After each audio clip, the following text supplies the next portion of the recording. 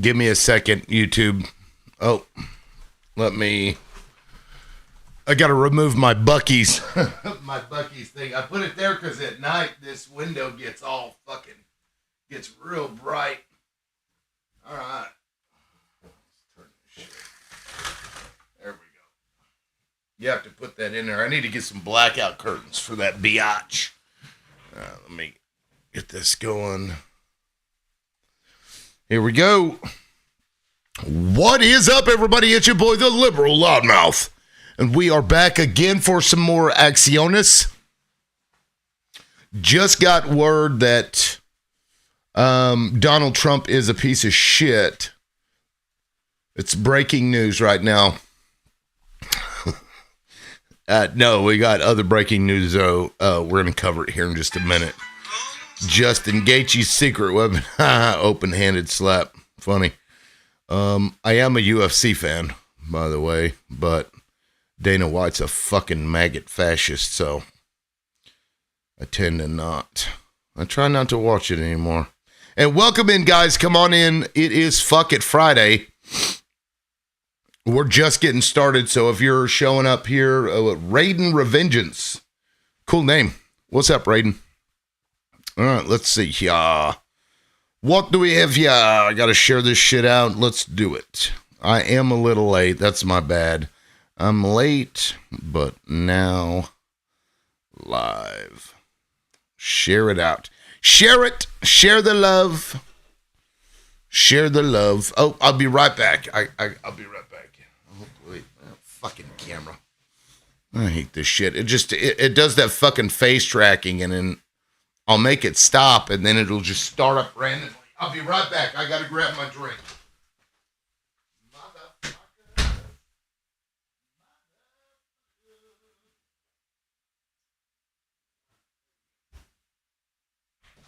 Cool. We're about to get this show on the road. Good morning, everybody. It's Friday. All right, let me get all my shit in order here. And we got breaking news. They just arrested Don Lemon. These cocksuckers. Even though I believe a judge said that they couldn't. They had no probable cause for the arrest. They appealed it. Said they had no probable cause for the arrest. Arrested him anyway. Because, Donald Trump he's above the law. He's above the law, apparently. I noticed I was watching my show yesterday. I keep doing my plosives into the mic. I'm gonna have to fix the way I speak into this damn thing. Benjamin Lee, truck driver, says he should be. Wait, Benjamin, you think that Don Lemon should be arrested for doing journalism? Do I understand that correctly? The First Amendment, free press, not a thing anymore. The same guy who, when he sees the government disarm a U.S. citizen and then shoot them, is like, oh, why did he have multiple magazines? Is now saying that Don Lemon should be arrested. The one I'll argue with you on, LOL, you don't go to a church inside. Bro, he's a journalist.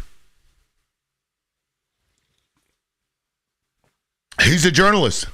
He went in there and interviewed people, including the pastor. What about that don't you get? The other people that went in there, I agree, did something wrong. He did not. He wasn't there to protest. Jesus Christ. Yeah, I mean, Bunny makes a decent point. Anyway, it's open to the public. Unless it's a MAGA church, then it's only for white people. I mean, I kid, but kind of not. Kind of not kidding. I don't know. M. Foley says, this is great news. What is wrong with this country, y'all? We have people that are enjoying the fact that a journalist got arrested for literally doing his job, which is reporting news. I don't know. And the fact that Donald Trump already tried and judges said no. The judges already told him no multiple times. M. Foley, yes, he is. And see, this is where the problem's going to come with Don Lemon, because what the government's probably going to argue is that because he doesn't work for CNN anymore, he's not a journalist. And the precedent that could be set there is that you can't consider yourself a citizen journalist unless you work for a major news outlet. Think about the ramifications of that. Now, I don't know that that's going to happen, but think about it for a second. Israel takes over all of our media. Now, Ellison owns fucking all this shit, and they're trying to merge these two companies that'll take over 80% of all the media in the country. So they take it over. Basically, you could argue state-run when it's MAGA. So they take over all the media and then say that you cannot be considered a journalist if you don't work for one of the main media sources. M. Foley says, keep crying. You'll be the one crying whenever you realize that there are more people than you think there are that disagree with you. There are more people that disagree with you than there are that agree with you. And so what happens to people like you is on you. Okay? And yeah, it's all fun and games. Ha ha ha. Look, Donald Trump is doing ha ha ha. All these liberals. Yeah, it's funny now.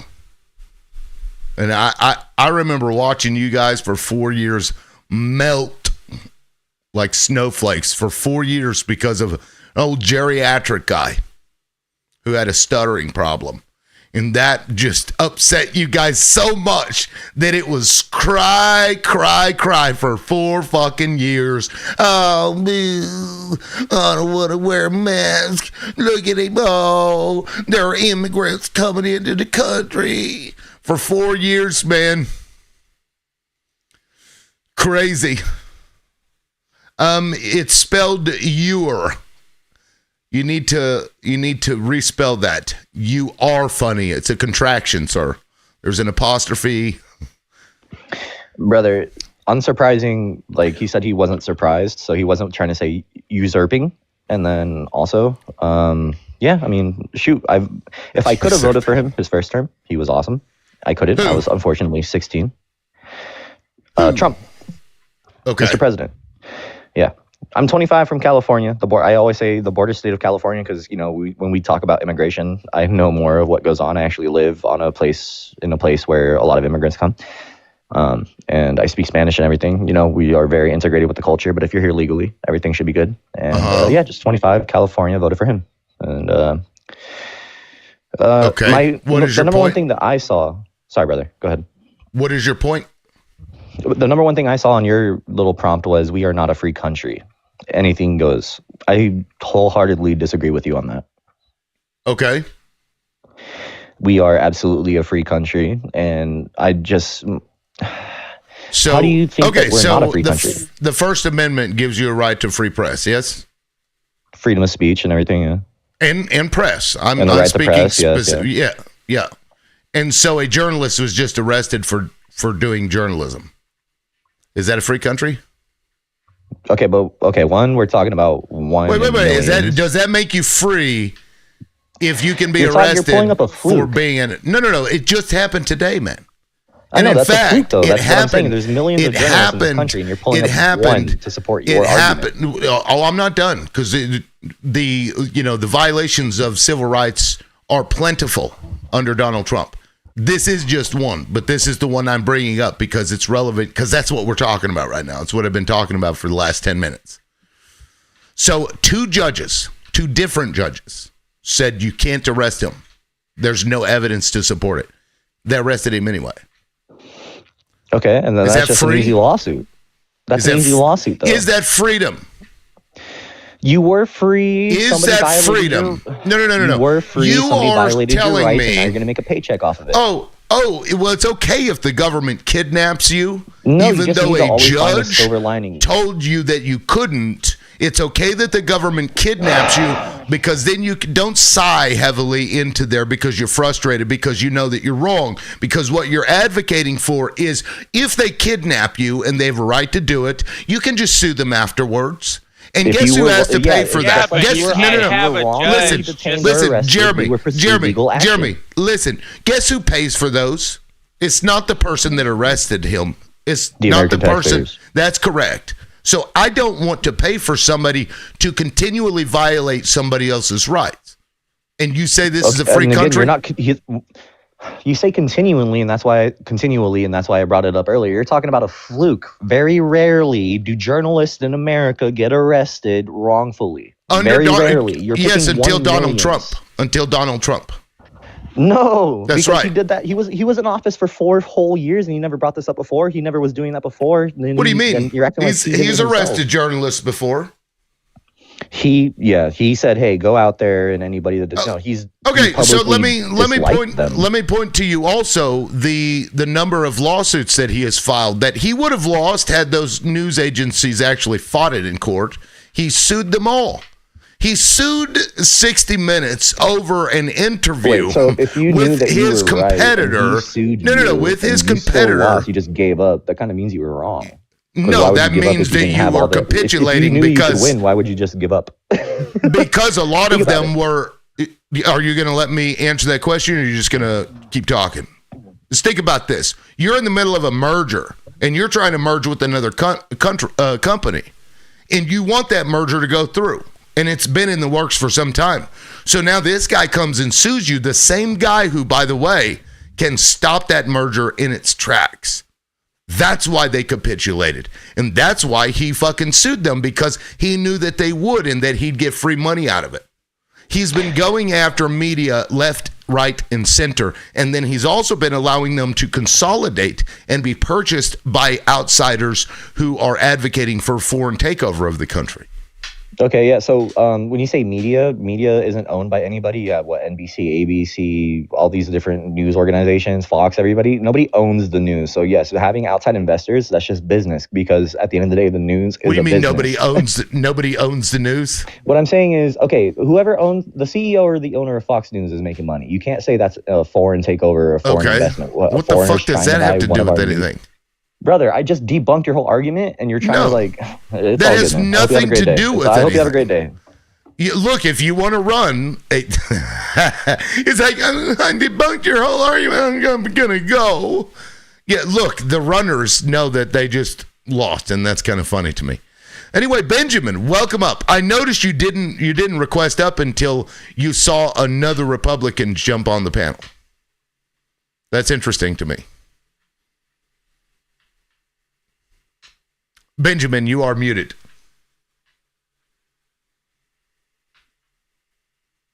Benjamin. Well, I've got a couple of people that are requesting up. I'll let them in while Benjamin gets his ducks in a row here. Is to time. It is crazy to me that we have Americans arguing in favor of arresting journalists who are reporting things that are happening. That's wild, y'all. But luckily, I gotta say, the silver lining, as Jeremy was talking about, is that those people are in the minority. They just happen to have, their cult leader in the White House at this point. Don't Lemon violated the FACE Act. Go read it. No, Big John. Hey, let me ask you a question, You have a right sir. to free press. Yeah, ask your question. Would you, because I'm guessing that you consider yourself a journalist? Not necessarily, no. Because I just report Well, on then what did Don other Lemon people do? are. He was You reporting espouse on your something. views, your opinion, right? Yeah, he was reporting on something that was happening right then. He was literally going in and interviewing himself. Who does he work for? Himself. I'm sure he has a Right, company. right. I don't know He's what the not company is making called.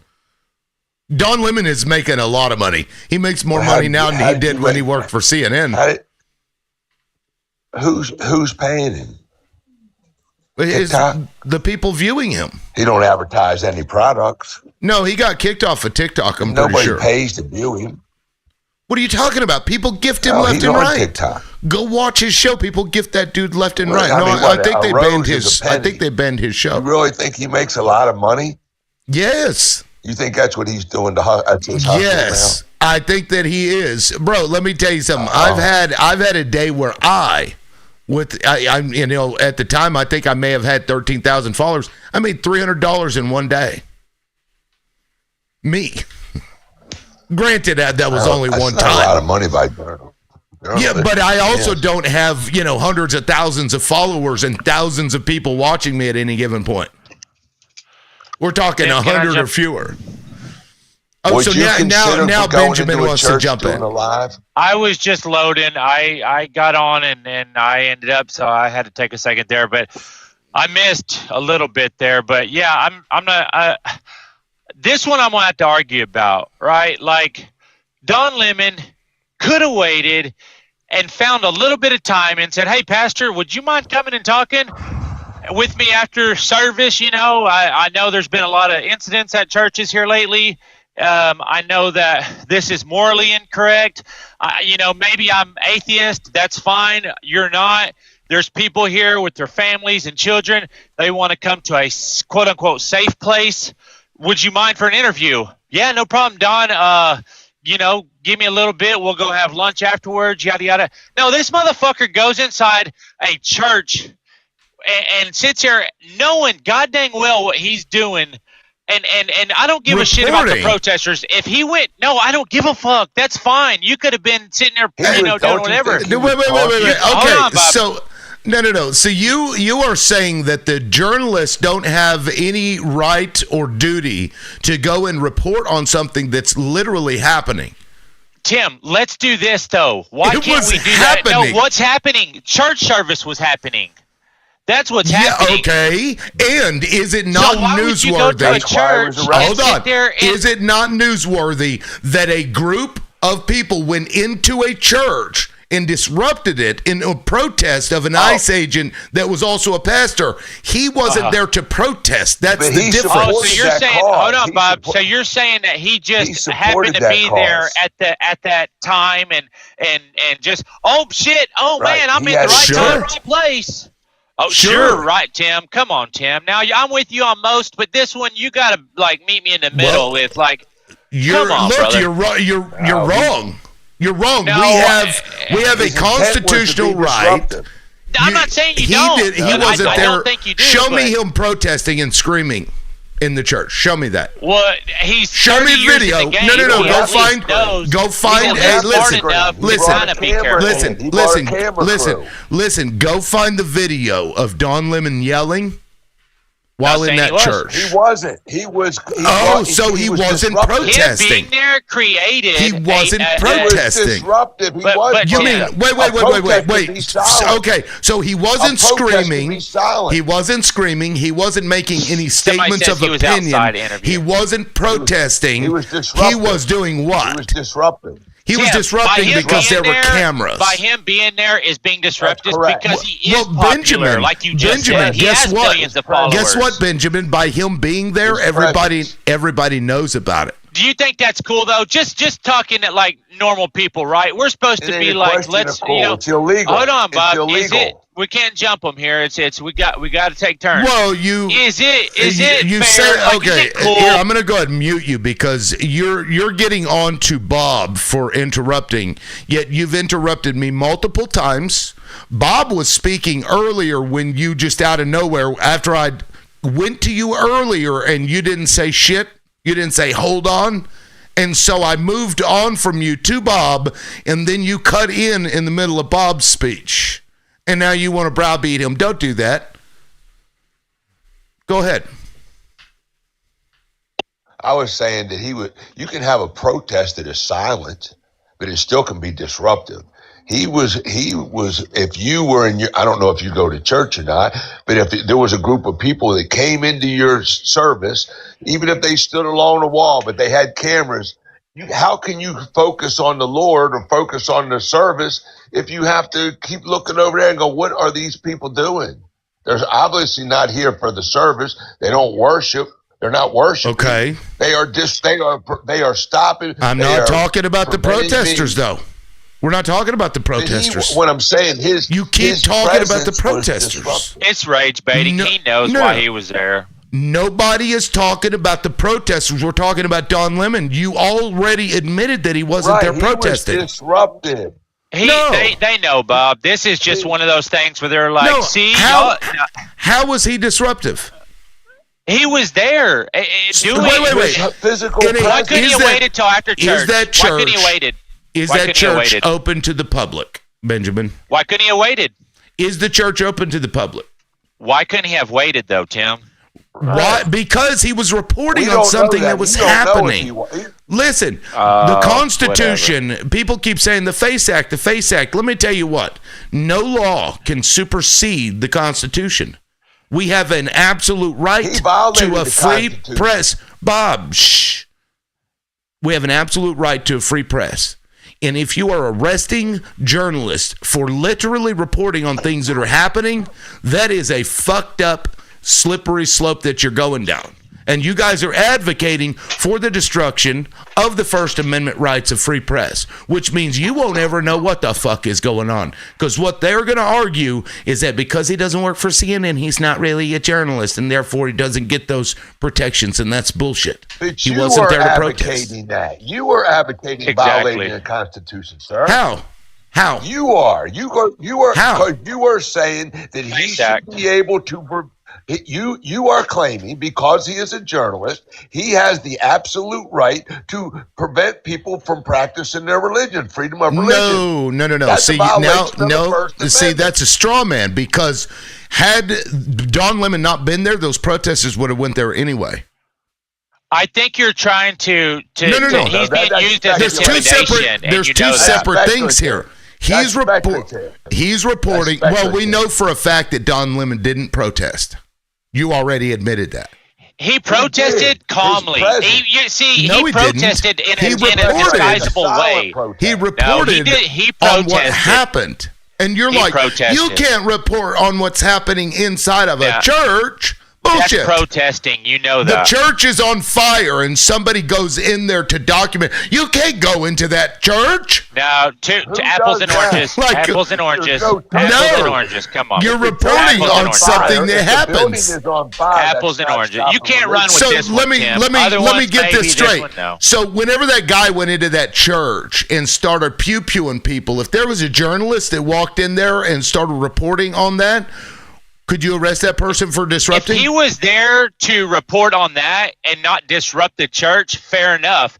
Don went there specifically to disrupt the church. That is an assumption. That's the difference. That's an assumption. I watched it. We all watched it, Tim. That's an assumption. Where did he interview the pastor? Where did he interview the pastor at? Inside the gosh damn church. Right? Yes, because where was the thing that was happening? If he was a professional, he could have waited till outside afterwards and said, "Hey, are you a journalist? Record it Benjamin. and then interview afterwards." Benjamin, are you a journalist? I don't have to be. That's the cool thing. Are you a journalist? Because no. You're saying what a journalist can do. If you've never been a journalist, then you don't know what they can do or not. When he has time to report it. That's what you do. You record the instance and you interview at a professional time. Bullshit. Not in the middle of a gosh dang church service, bro. Well, the church service was over whenever the protesters went in there and disrupted it. I got to get my paperwork. I'll be right back. That's literally what the guy was reporting on. I don't know why you guys don't get that. It's just, I just want to arrest anybody that doesn't like Donald Trump. That's where both of you are at. That's what this is about. Has nothing to do with the FACE Act or the church. Yes, because Don Lemon didn't go in there and disrupt anybody. He went in there and reported on other people disrupting the church. He disrupted the service. Bullshit. How do you know that the protesters would have ended if there wouldn't have been any reporters there? How do you know? How do you know that? How do you know that? How do you know that? How do you know that it wouldn't have? How do you know? Exactly. How do I know what? You don't know. You're asking me how do I know, and I'm asking you how you know.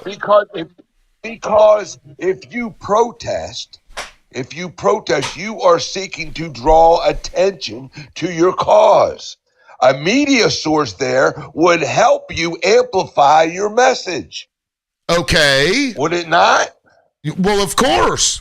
Okay. Well, then he He was like fanning the flames of the protest. Oh, so now if you report journalists. Okay, so now if you report on news that's literally happening right in front of you. No, hold on, Bob. I just want to get this straight. Let me now, if you are, let me get this straight. Hold on, Bob. Here, I'm going to go ahead and mute you because I'm going to make this statement. Now you believe that if a journalist reports, shut up, Bob. Now you want to, if a journalist is reporting on what's happening at that moment, you believe that that makes the journalist on the side of whatever is happening, the disruption or whatever it is, and that they're fanning the flames. That's fucking weird, Bob. Go ahead, Bob. No, it's not at all. For example, say you're not a famous person and you only get so many people on your lives. But if Don Lemon just came into your little studio right now, that would encourage other people to look, he's got a celebrity. Even yourself, you would say, hey, I'm big time here. I've got a celebrity in my studio. Doesn't matter. Well, it may not matter to you. Free press is important. Advertisers, Bob, let me. Freedom of religion is even more important. No, the most important thing that we have is the ability to report on what's happening. That's your view. That is a fucking fact, because if you don't have enough information, if you don't have freedom of journalists to report on what's happening, you are going to be completely blind to what's going on in the world. It is a vital aspect of a democracy or any country that is viable. Yes, it absolutely is, and I'll explain to you how I know that that's a fucking fact. Go to any country that used to be a democracy that was taken over by a dictator and tell me what the first goddamn thing is that they go after. It's the motherfucking media. It's the motherfucking media. It's the fucking media.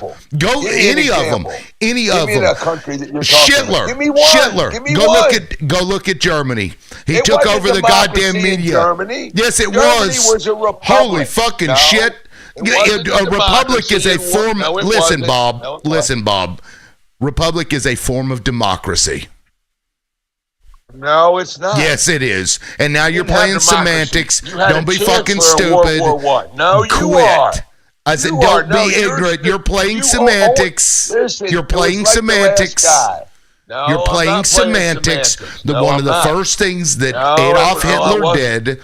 One of the first things that Adolf Hitler did was go after the media. You go look at any dictator that takes over. That is the first thing that they take over. It is a fact. The media supported it. It is a fact, bro. The media was what helped. The media was what helped Hitler get a rise. They supported this cause because Germany was going through a lot of bad times. That's why Hitler got in place. So if a dictator has the media on their side, you're saying that helps them take over? Wait, you just agreed with me, Bob. Damn, Bob, thanks for making my point for me. Ouch. I don't know what you're talking about. You literally just made my point for me, bro. All you're doing is shouting over everybody. You just shout over everybody, bro. What do you mean? You've been interrupting me this whole time and you want to cry? Because the host is talking? Oh, nobody's been interrupting. I was just trying to get in. You're like nonstop. I don't even know how you take a breathe because you don't breathe. You're like an auctioneer. The gaslighting.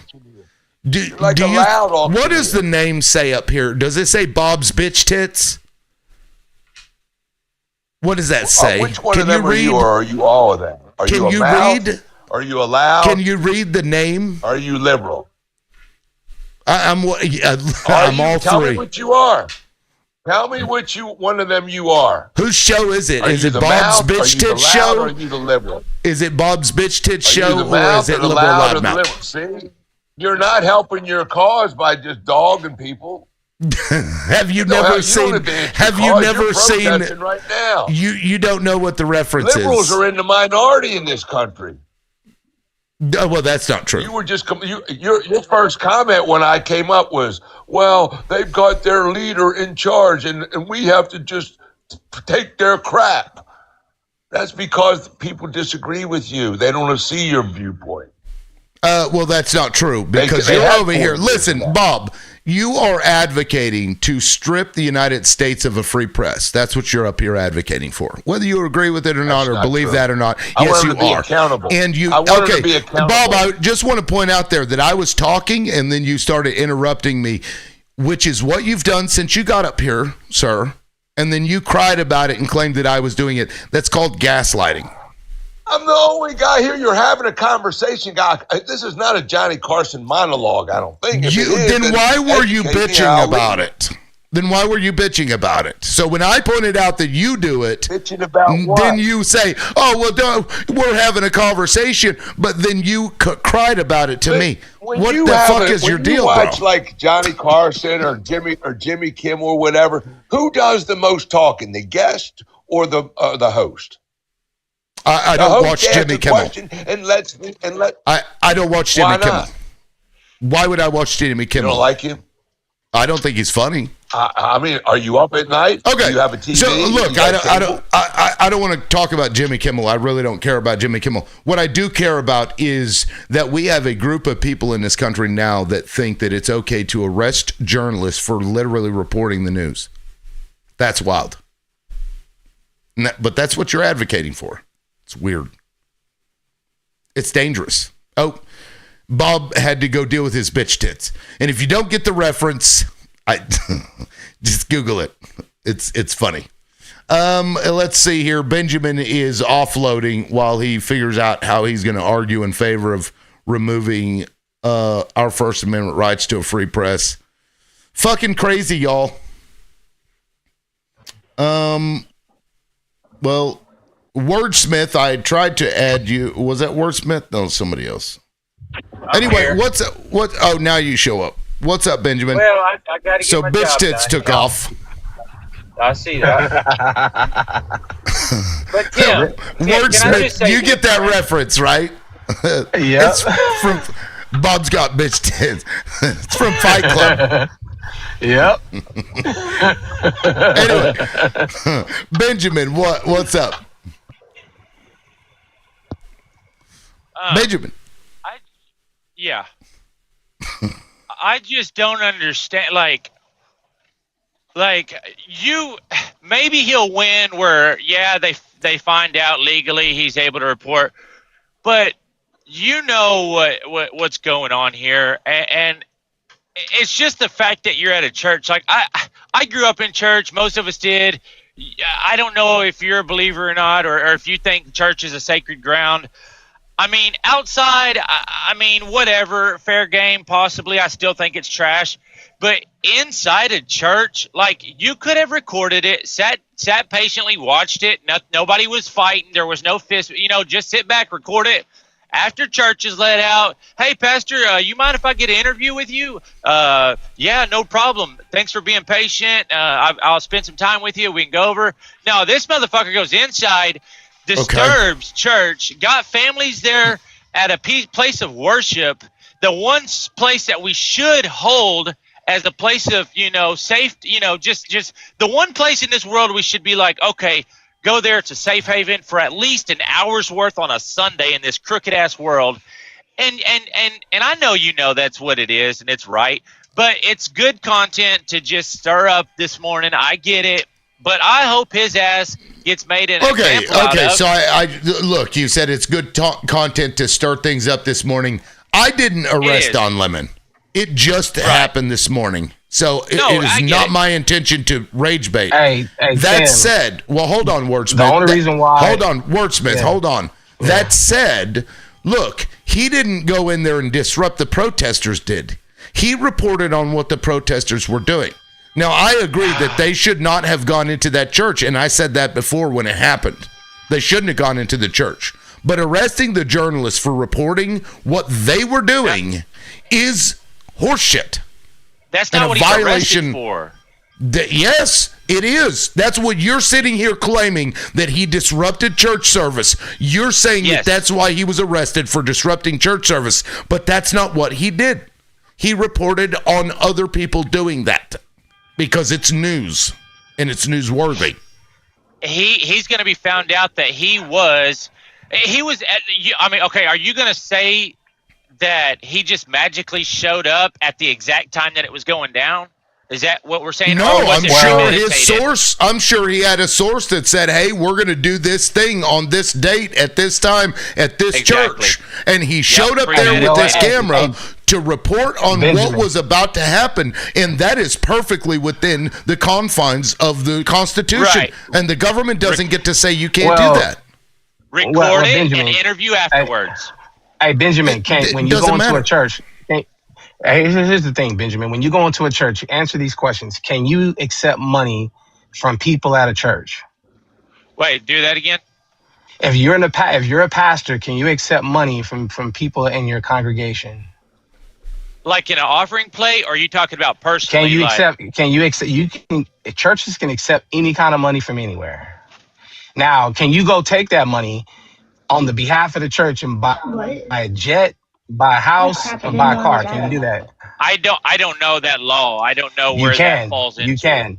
Preachers buy preachers buy houses, jets, cars, and all kinds of personal things all the time. Now, Okay. most pastors from churches, they're going to be paid some kind of compensation, right? And a church is technically not a private institution. Now, some of the offices inside of that church are private. But you got to understand that DHS made Timer's it running. legal for the federal government to go into churches and to seize immigrants. The federal government made that legal. So Yeah. if a reporter, Fair point. so what Don Lemon did is not illegal. The only reason why he's being charged is because he exposed an ICE representative that was in charge of the church who wasn't there at the time. That's why he's being charged, because he exposed that a man would be using his church to literally discover immigrants. He got caught. And that's why he's arrested. Because I'll tell you right now, if the ICE agent was not working there, nobody would care. Can I rebuttal whenever you're done? Sure. 45 seconds, and then I'm going to get to Chip and then move around. I'm just waiting for timer. Yeah, go ahead. Okay. So I that's a fair point, right? I totally understand that. All I'm saying is why, so his thing is, I'm a professional news anchor. You're full of shit. You got fired. You're trash. But if you want to claim that, then be a professional, record it, wait till church service is over with, and then don't be on the same. So are we at a point where it's like, we're going to stoop to your level? Is that what you're saying is okay? So let's just stoop to their level. We're going to interview you at church service, during church service.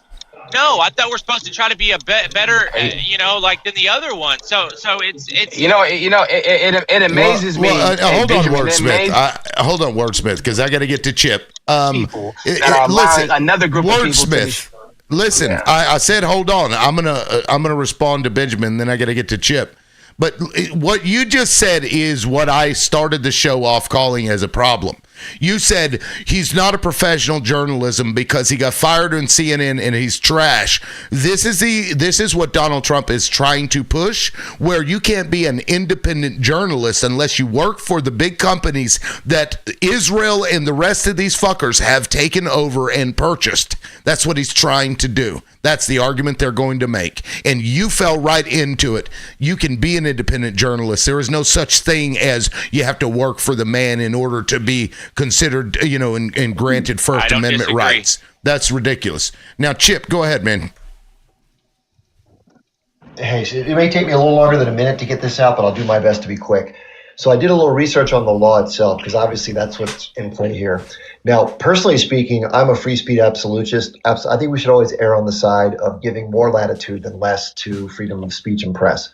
However, in this case, the property upon which this thing occurred was private property. It's not public property.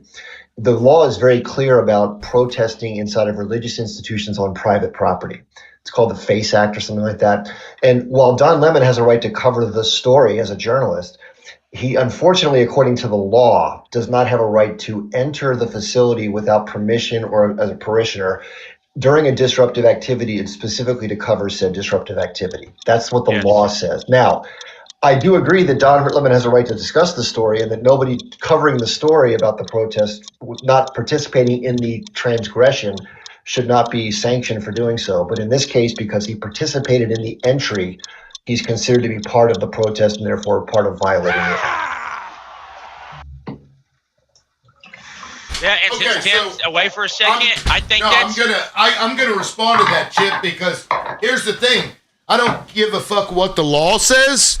The law doesn't supersede the Constitution, and that's a fucking fact. So they could write all day long that you can't report on kittens being eaten by dogs or Haitians eating dogs, but that doesn't mean that it's legal. Just because it's a law doesn't mean that it's constitutional. So there's always this balancing act in the Supreme Court, or whichever court hears the case, tries to figure out what the balance is between the law of the land being the Constitution and the individual circumstances of a case, and they have to balance that, and they come out with precedent based on those decisions.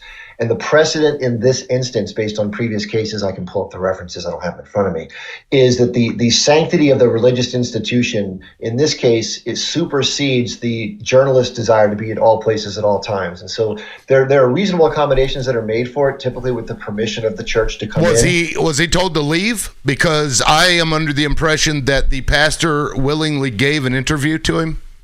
The argument that the court makes inside is the this. church.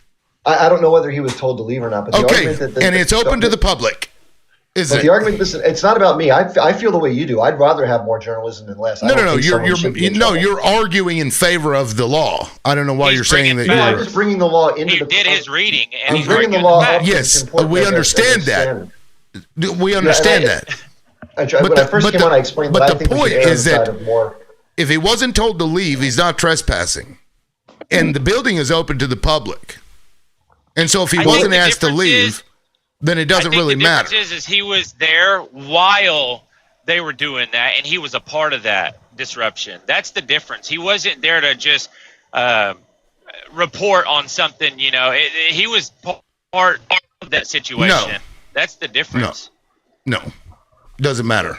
Hey, see, that's cap right there. Because if Don Lemon would have come in there and say, "Here's $100,000 check," and he was uninvited, and he came in and dropped them money, they wouldn't have complained about anything. He's not disrupting. That's the difference, man. He's there with the intention it isn't disrupting. You go into a congregation, well, I don't you're think not they'd a member. be mad at that. I don't think they'd be mad at that. Why would they? The reason why they're mad is because they got exposed, man. That's the reason, dude. Come on, we don't got to talk about this anymore. We understand what's going on. And I want to point out that multiple judges have said that you can't arrest Don Lemon, by the way. Yeah, let's look into these judges, though. Oh, yeah. Oh, okay, right. So the judge and then the appeals court judge, both of them, they must be taken by the man, right, Benjamin? I mean, come on. Well, you just make this shit up? Are you gonna say there's not biased come judges on. that's been fucking with Trump this whole time? Jesus I fucking agree, Christ, man. But, there He are just hit the judges lottery, that didn't will he? automatically say no with whatever Trump does. It's an automatic no. I hope okay. he goes. I hope this goes all the way through. But we'll see. I hope you stretched before you came on the show today, because that's Tim, a lot. They was real quick to arrest your boy Don Lemon, but they were not real quick to arrest all these people in the Epstein files. Yeah, and the J6ers, anybody that was taking video, I guess that they have to be. Yeah, they can't report on that. Yeah, sure. Yeah, whatever, Ben. Okay, Coyote wants to jump in there. I'm not sure who was first, Dahlia or Coyote, but go ahead, Coyote. Yeah, the protesters were there because the pastor is an ICE agent and he was preaching the word of Trump, not the word of God. And the Constitution clearly says you're supposed to keep religion out of politics. And the man was preaching the word of Trump. And he is an ICE agent, and that's why the protesters went in there. Lemon just followed them in there to get the story. Period. That's what happened. The man is an ICE agent, and he was preaching the word of Trump. I lend my plane. All right. Thank you, Coyote. That's a take. Dahlia, go ahead. Or Dahlia. You are muted. You came in with some background I'm noise. gonna be real. I didn't mean to request up. I was just spamming hearts and accidentally did the button. Well, I appreciate the likes. Thank you very much. And to that point, please keep tapping the screen and let's get the likes up. And that echo is atrocious. But let me go ahead and drop you down. Thank you. Woo, I can't. I hate hearing myself. Let me get to APAC. Go ahead, man. All right, you're not gonna like me this time, but all the love. I guess my question is, I understand freedom of speech, freedom of the press, but the church, just like my house, is private property. So I almost feel like that argument, Tim, basically allows for, if there's a protest inside my house, or if someone just went inside my house, a reporter can come in too, because they're just covering it. And I think that's the slippery slope I see. I didn't. Do you open your house to the public though? I don't open my house to disruption. Is your house open to the public though? Like, do people know that they can just walk into your house? Well, they can walk into the house if they're their family, right? If they're going to engage in a particular exactly church is family. Service. Church isn't family. Well, it is family. No, it's not. No, it's not. Well, that's not the. I wasn't trying to make like a family point per se. I'm trying to say that when you go to church, it's it's a place of worship, right? And there's a reason why that's protected. The church is not a place of worship in the United States. Okay, you see now this it's is not where it's not, man. It's not, dude. Well, it is a business.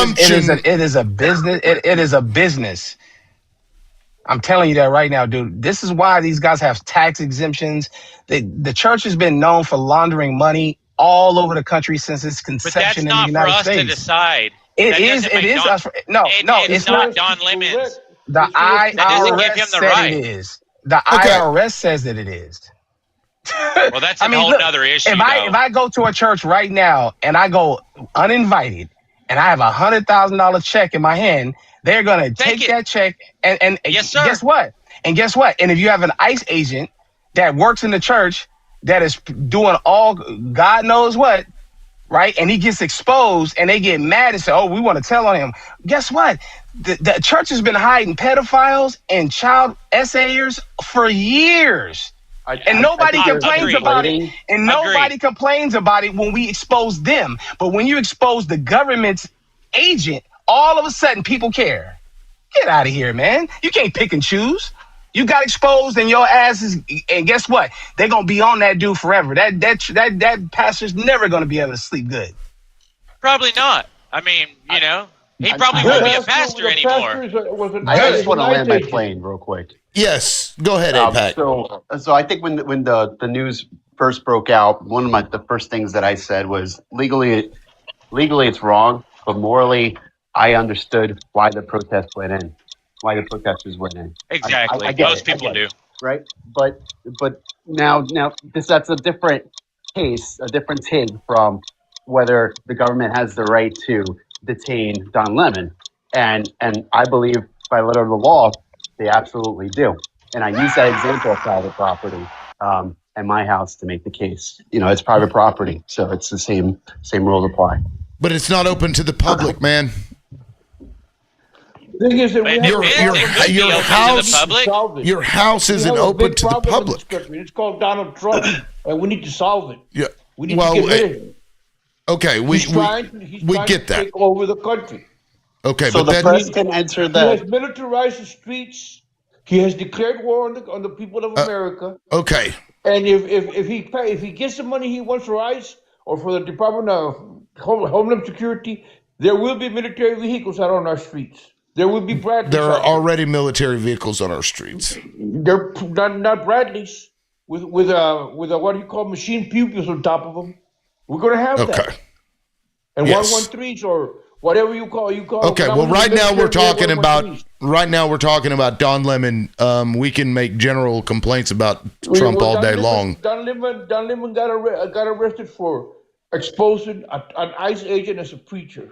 That's as a pastor or whatever. and now he's Okay. arrested, and that is against the First Amendment. I agree. Protest outside, Don And in the Lemon Fifth interview Amendment- after and the Fifth church, Amendment- all the fair. Fifth Amendment states It isn't. that we as citizens have a duty It is. to defend this country. No, it against isn't. Enemy, foreign, and domestic. Let me- And we let me- took a note. Okay, Let's take a Coyote. I'm going to give you a fucking timer so that go ahead. No, I'm Go done. ahead. We took an oath for them to defend the country, and I will go down with a weapon in my hand and stand in a post because I did 20 years in the military, not for this shit. Thank you for your service. You're quite welcome. You He got said 20, thank you for your 20 service. Hey, he said 27 he said seconds thank you left. for your. Yeah, he said thank you for your service, but be quiet. Don't say anything that you don't like at the church. No, the protesters protest outside. Don Lemon, you would have been all fair game to stand outside with the protesters and do your little reporting. The problem is the protesters, we all agree, shouldn't have went inside. Oh my God! But Don Lemon What followed is them wrong in with people?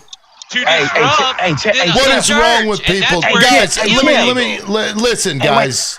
What Listen, about I that don't. law? What I don't about think that you. law that, Hold on, Wordsmith. Can I speak?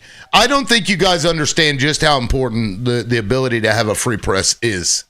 That's why tyrants go after media first and journalists first. That's why you see Israel unaliving journalists. That's why the first thing that the dictators do when they want to take over is go after the media, because then if you control the information, you control what people see and think. And so should we just cannot. downplay churches? No, what are you talking about? This isn't about the Are goddamn church. This is about It reporting. is. No, this is about reporting on That's the something problem. that's happening. Can I speak, Benjamin? Would that be okay with you? This is about him reporting on something that was newsworthy, and that's what he did. And I don't give a fuck if it makes you feel uncomfortable. If the church wanted Don Lemon out, they could have said, get the fuck out, and Don Lemon would have had to have left, because at that point he would have been trespassing. But instead, they gave the dude an interview. They talked to him. They let him in there. They let him stay in there. He wasn't there protesting. What he did is not what the protesters did. And by you guys giving the government even a little bit means that they will take everything that they can. And when you start allowing the First Amendment and the ability to have a free press go, you are fucking yourself, and you may not even realize it. Anyway, Wordsmith, go ahead. Yeah, I wanted to ask you, Tim, because I'm hazy on this. So, what was that law that was there was a law that was passed where I think it was in Washington or Oregon, where they were saying that they wanted to make it a requirement for pastors and clergymen and all the people at a church to report PDFs. And the Trump administration actually, I think they rejected that. They sued for that ability for those people in the church to stay anonymous. So all I'm saying is that, and that this is a real thing. I was reading about it. I can't remember the state it was in. I think So that all I'm has to saying do is- with confessionals, right? Yes, and my point is that they're making a really, really, really good, claim that they're trying to protect these people. You know who they are. But then at the same time, the contradiction of arresting somebody for reporting something that is clearly an opposition of them, it just seems convenient, man. Everything is hypocritical with them people. Yeah, I mean, I take your point, but I'm a little torn on that, because yes, somebody needs to report P3DOs, but at the same time, that is their religious right to be able to have that confessional, and because I don't believe all this God shit anyway, but that's part of their religion, and so to me, that's like, I don't know. I understand why there would be pushback to not reporting certain things, because if you ask for one thing, then you're going to ask for the next thing, and you're a mandatory reporter for this if they tell you that there's child abuse, because then it unalives the ability to have those confessionals, which is important in their religion. I don't like it, but I get it. Again, because that's part of religious freedom. Religion is hypocritical in this country since for 40 years. It has become hypocritical. I don't believe in all that bullshit either, but you have a right to worship, but you don't have a right to be a hypocrite and make people believe, try to make people believe what you believe, you know? True. Now, well, I guess Chip left. I wanted to hear from Chip again. I just can't get on board with anybody trying to even scrape a little bit off of our ability to report on what's happening. I just don't, you know. It'd have been one thing if Don Lemon had been told to leave and he was like, I'm not leaving and you got to talk to me, and stuck a camera in their face and just stayed there. But that's not what happened, you know. Well, that's a fair point, but I think we all know what his intentions were. And on the inside, Don Lemon is laughing his ass off, knowing what he's doing, just aggravating the situation. We all know that. He talks shit all the time. We know his game. And so if he was reporting, even if he was trying to do it consciously or whatever, like with all good intentions, maybe this dude went in there laughing his ass off on the inside saying, I'm going to see what I can get away with. Like, this is like, y'all know exactly what the fuck was going on here. It's just. You're Miss Cleo now? Yeah, that's. Was he acting like Trump? I don't agree. Now, let me get to the new people so everybody can go in. Alibi, since you're top left. Go ahead, man. Yeah. Yes, I'm Alibi 60, voted for Harris. And I'll be right back, but I can hear you. Okay. I'm a little bit foggy on this situation, but Don Lemon was reporting, and he went in with a group of other people, and he wasn't asked to leave, right? Did anyone ever ask him to leave? I believe so, but I'm going to verify that. Please do, because that's the big deal here. Well, yeah, they did ask him to leave, and he did leave. He left with all the other people. Okay, right when they did? Yeah. Okay. Yeah, he was asked to leave, and then he left. Sounds like compliance to me, then. Right? He complied. I don't think you can arrest. I don't think you can arrest someone for going inside with a group of people and then being asked to leave, and then you leave. I don't think that's grounds for arrest. What do you think? I want to respect. I mean, the crazy thing is, y'all will use the church to protect, a sanctuary for illegal immigrants, but it's not a sanctuary when it's being protested inside. That's the difference. That's the hypocrisy here, right? No, I would say that's negative because no, that's negative. That's negative because in the religious book it says that you're supposed to protect immigrants. It's very clear about it. I'm only going to say one scripture, or actually two. Do unto others as you would have do to you. Love your neighbor as yourself. It didn't say do it to them before they do it to you and hate your neighbor. I don't know how.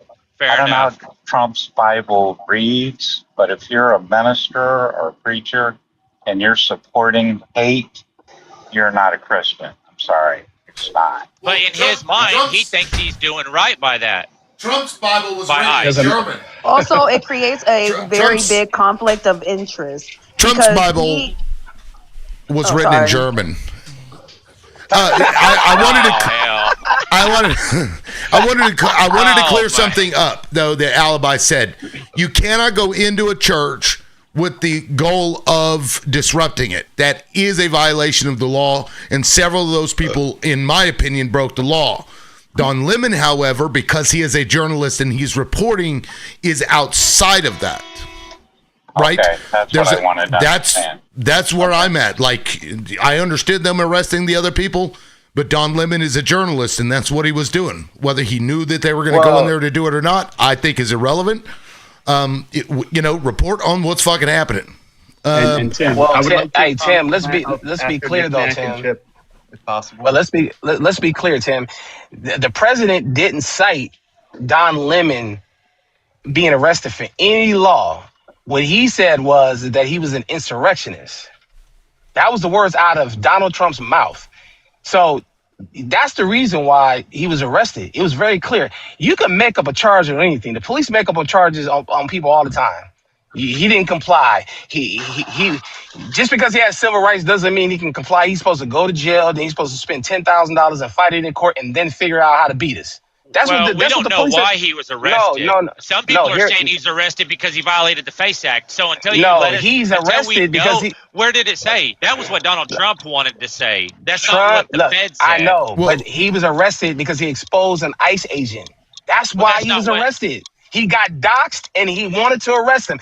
Trump has been very clear about wanting to arrest people who go against him. He's been very clear That's about it, man. Fair enough. That's what Trump's feelings are. But why did the feds arrest him? What were their legal reasoning Man, for arresting him? when somebody wants I'm to just arrest asking- you, they can Well, they I figure know out that. anything. That's yes. anything. That's yes. Judges already said that they couldn't, so but here we are. Now let me get around the room. I heard a female voice. Was that Nick Nack? Were That you is trying me. to? Okay, Yeah. and my apologies. I didn't No, mean that's to. okay. I just wanted to get that little joke out there. Go ahead, Nick Nack.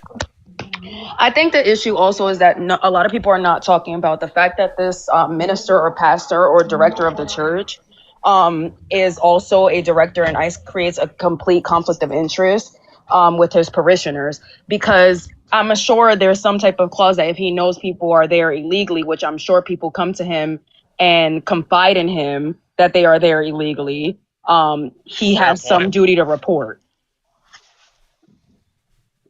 Yeah. So that creates a very big conflict of interest. And clearly, they didn't have the bracelet that said, "What would Jesus do?" Because a lot of these people are not following what Christ would do.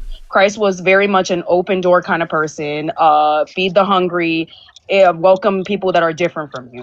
So clearly, we're not all reading the same Bible, and he should have never placed foot in church. Yeah. I also want to point this out in, I don't know if anybody has read it or not, but this is the statute. Rules of construction. Nothing in this section shall be construed, one, to prohibit any expressive conduct, including peaceful picketing or other peaceful demonstration protected from legal prohibition by the First Amendment to the Constitution. That's what it says. This is underneath the part freedom of access, clinic entrances. Because keep in mind, who is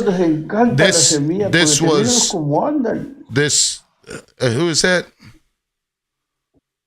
Who the hell was that? Anyway, Anyway, this is the FACE Act that it says that. So there's exceptions to the First Amendment rights. Who has not spoken yet? I guess it would be Chip. Chip, go ahead, man. Well, this is a prime example of civil disobedience. It's not like somebody stabbed somebody or did something worse. So it's disruptive in nature. And I agree with Tim's sentiment. The question is whether the determination of the law is if foreknowledge and or participation is considered a transgression against the law itself. If Don Lemon was walking down the street with his camera guy doing something else, and all of a sudden all this noise came from this church and he stepped in to film it, okay, you might make the argument he's doing freedom of the press, something had already erupted, he didn't know what was happening, and he just covered it, and therefore he shouldn't be charged with, whatever the law says about this. But if he was notified by somebody, again, I want to see things covered. I'm a free speech absolutist. I would change this law if I had a chance to, but the law is the law for now. If the law says that you can't enter a church, whether you're a journalist or a protester, as long as you're doing it sort of in unison, then that is the law. And I don't want to see Don Lemon or any other journalists get persecuted for covering stories. But at the same time, if that's the law of the land and collectively we've agreed to protect religious establishments on private property from disruptive behavior, it is what it is. That's all I'm saying. No, that doesn't fly. That doesn't fly. That's all I'm saying. Word. That's it. All I'm saying is if he was doing something and he saw the commotion and ran over there, by God, I swear that great. But the fact that he showed up with them, that's the fucked up part. Benjamin, we had a Congress lady sign a weapon of war. She put her signature on it and said finish them all, and they took those weapons and bombed churches, man. Don't give me this fucking speech about they care about churches, dude. It's terrible. It's a terrible ideology, man. Yeah, and I want to point out that even if he was aware, it is his right to report on something he's been made aware of that's about to happen. He's under no obligation to. No, he was there to report. Maliciously. You know what? He said it out of his Okay. own mouth when he first got He's there. there to report. He was there to. He said he was there to report. He was there because he Right. wanted to get an interview, and he wanted to know who the ICE agent was, and if it was true, was there a person And there my kids that was didn't an eat ICE all the agent? candy. Yeah, well, Okay. Okay, man. well, here, if I can ask you, You can't tell a Trump supporter nothing, man. Now we do have Butch hasn't spoken yet, so let me go Butch and then APAC. Butch, go ahead. Yeah, I'm just trying to understand like where Benjamin's at, because the bottom line is the church's doors are open to every denomination, and you can walk in. Now, if you're addressed from a minister, priest, pastor, whatever, if you're addressed that they want you to leave because you're not following what you should be following, and you are asked to leave, you leave. That is not what happened. So that all goes out the door. But the bottom line is they put these stories out there and they want name recognition. Why do they want that? Well, because they want to deflect, because like I would think everybody should be interested in like, why is the Epstein files not released? And that also goes to all the Democrats across the board, because how come they have not assembled out in front of the Supreme Court and demanded that those files be released? Because it's already been over a month. They're still not released. And yet these stories here catch, you got people like Benjamin, like I say, jumping up about immaterial things because, like I say, he did nothing wrong. And if he was asked to leave, I'm sure he would have left. And I land my plane. Yeah, and intent matters.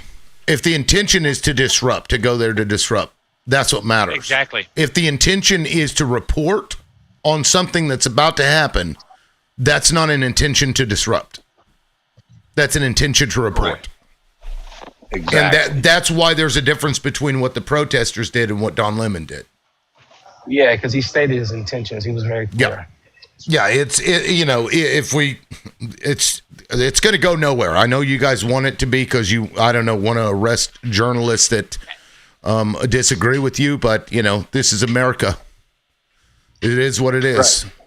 Hey, Tim, we send journalists in harm's way all over the world. We send them to wars. We send them to intense battles, and nobody complains about it. We say, hey, if you are willing to go in there into that battle and get the story, cool, please do it. We give them awards for doing this, and then now we go into a church to expose somebody who is engaged in terrible things. Come on, man.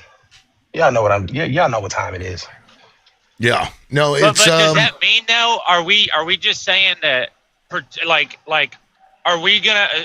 people to go to church now watching the door instead of the preacher because they don't know who's going to bust through the door? That's what you're promoting, and that's where I'm having the argument. Like, let's not promote that. Benjamin, the one and only place we may have that's left over as a quote unquote safe spot.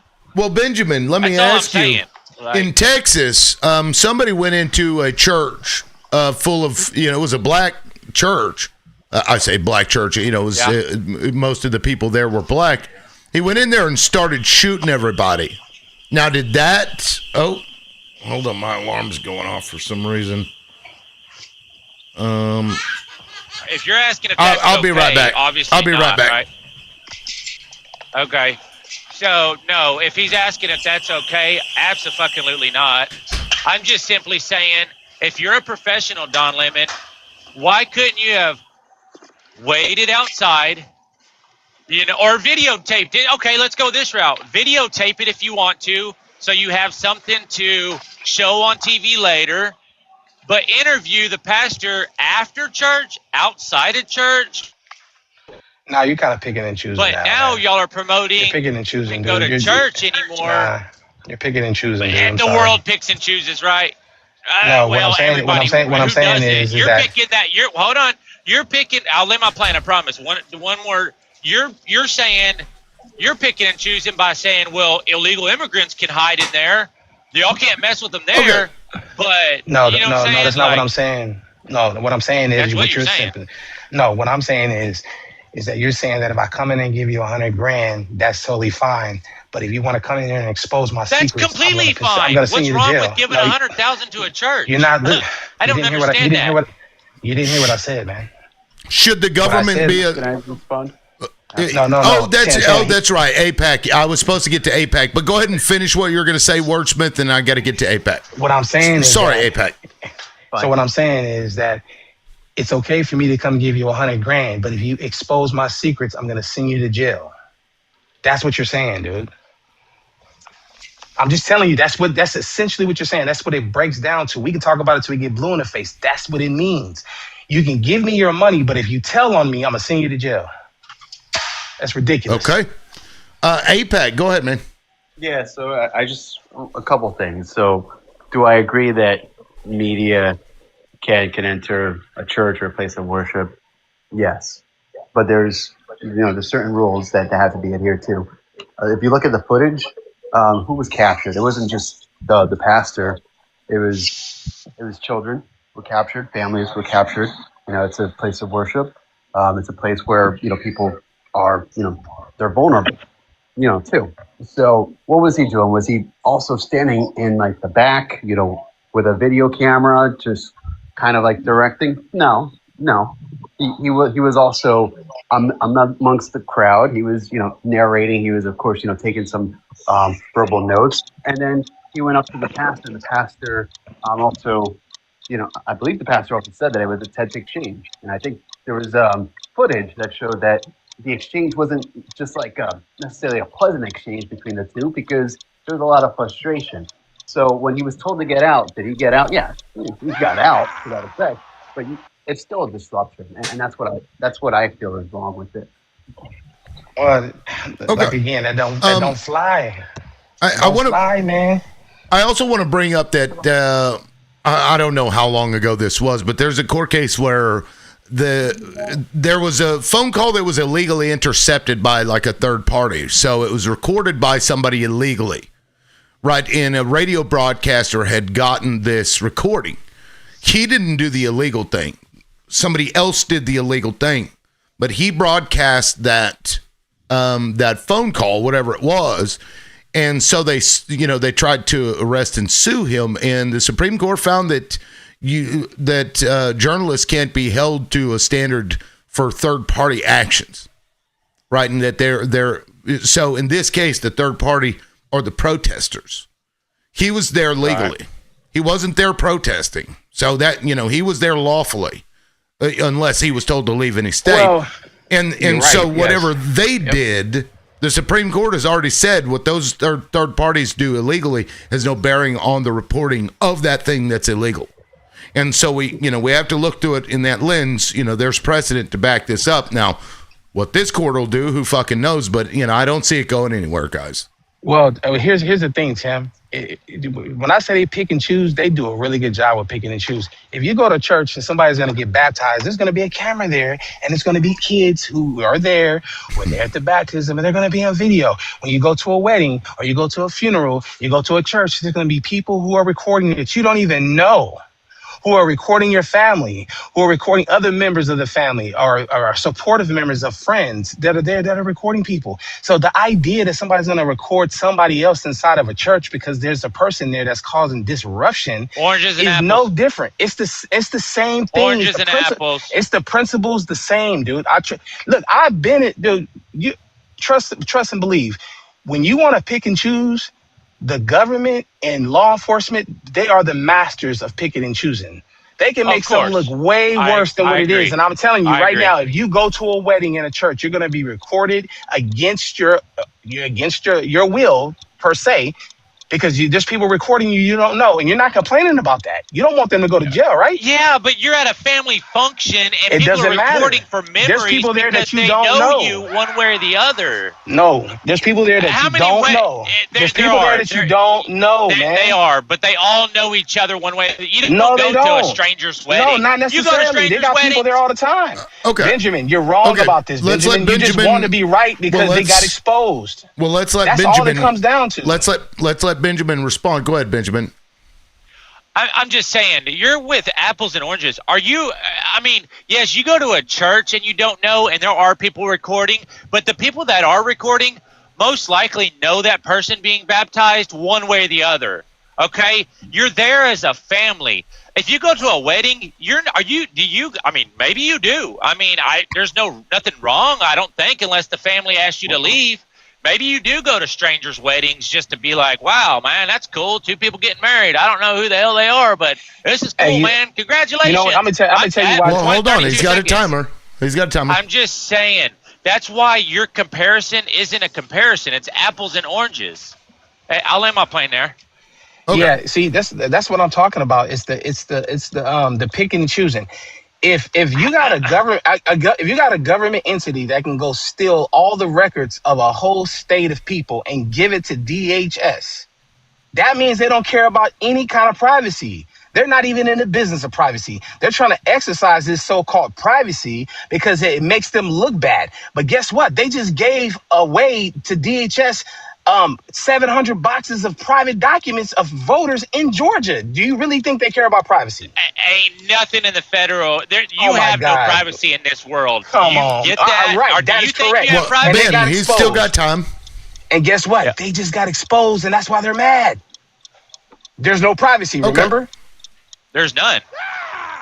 All right. Who would like to go next? I would. Bib, I got a question for you. My question is, Butch. Okay, go ahead, Butch. Yeah, all I know is I've seen he was arrested. I didn't get into all the details of it because, like I say, it's like they're looking for names, they're looking for things that'll distract the people in this country, which is very easy to do. So what I'm saying is, so he went into the church. Why are they saying he was arrested? I'm asking you. It was conspiring to deprive rights and interfering with someone's religious freedom in a house of worship. And how could he possibly do that when the church's doors are open to the public? That's why they are a tax-exempt entity. But go ahead. Oh, my God. Benjamin, chill out. I'm asking Liv. I'll rebuttal. I'm just waiting for time. Look, the church. I don't believe that the charges will stick. I just don't think they will. They're not. Two judges walked away from it. The first two judges take away from it. It's like insanity. But there'll be people, like I say, people that are on the Kool-Aid. They'll jump on it. They'll argue points. But yet, again, if that same person that's arguing the point was the guardian at the farms, you know what I mean? These farm parties that they had all through the 80s, late 70s, 80s. If those people were gatekeepers, but yet their niece or nephew was one of those participants in there, this guy, like above me and Benjamin here, he would argue the point. He would let them be, he wouldn't go against the rules. Can I rebut on that real quick? And Tim, would you read one more time, please, why he was arrested according to what they arrested him for? Now, this may have been, this is New York Times said, and this may have been what they were trying to do it before. I'm going to look up and see what the charging documents today said, but the Trump administration has pursued 2 criminal charges, conspiring to deprive rights and interfering with someone's religious freedom in a house of worship. Okay, now based off of that second part, the first part I got to look into and see. The second part is what I'm saying. He is a well-known guy, right? 30 years in the business. Him being there is a disruption. Butch, yes, the doors are open to the public if you're there to come and worship. He went there knowing exactly what they were there for, when and what time they were going to be there. He is a part of that whole situation. Had he gone there and he started videotaping and then waited till it was done, and he's in the back right, in the back pew, videotaping, capturing all the evidence for the news later, and then interviewed after the church service was done, whatever. He went there and disrupted exactly what they arrested him for, the service, by interviewing the pastor, whether he was asked to leave at that moment or not. That's a disruption. No. That's the whole thing here. No, intent matters here, because his intention was to report. His intention wasn't to disrupt. His intentions were good. I know. He's a journalist, that's Benjamin. Where the debate is. Yeah, and Benjamin. he talks shit all the time about everybody. So, if you ever of watch course, his yes, show, yes. And what I'm saying is what does just that like matter? APAC, I think, said earlier. Rush If he was Limbaugh. walking down the street, I agree with you. If he was walking down the street and he heard commotion, ran up in there, yeah, Doesn't matter. I get that. But he it went doesn't there matter. with intentions of starting shit, and that's, So you're that's just the so fact. you're telling He me got caught, that Tim. you're That's all you're it is. telling me that if a journalist gets word from somebody that a group of people are going to do something that may not be Show up. legal, and that journalist shows up, he is now guilty of the thing that those other people do. Yep. That's stupid. Yep. No. Could have been fair game No. had he sat back and recorded What you're advocating for, professionally. what you're advocating for is the government taking over the media. That's what you're Do advocating your for. job professionally and No. do things at the right No, time. no. And go to the last place Benjamin, that you you're supposed sound to like have. Donald Trump. You Arguing sound like a Donald against Trumper, dude. okay, you're You want me to arguing. sound like Donald You're Trump. listen. You're arguing against the Constitution. We have to have a free press. That is one of the most important rights that we have because we have to know what's going on. And in order to do that, the government cannot restrict our journalists from doing that, which is reporting.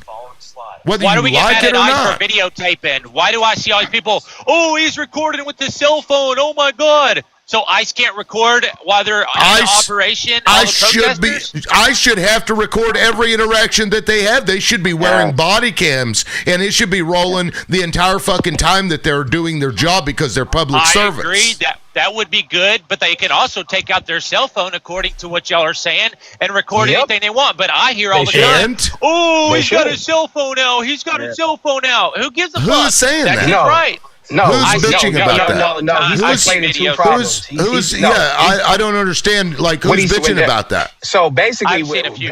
no. Here's the thing. What you're complaining about is the fact that the gentleman was videotaping that lady because they wanted to get the videotape and upload it to their Instagram page, and that's the reason why he was recording. We didn't care that he was recording the Well, incident. is he not allowed to No. record?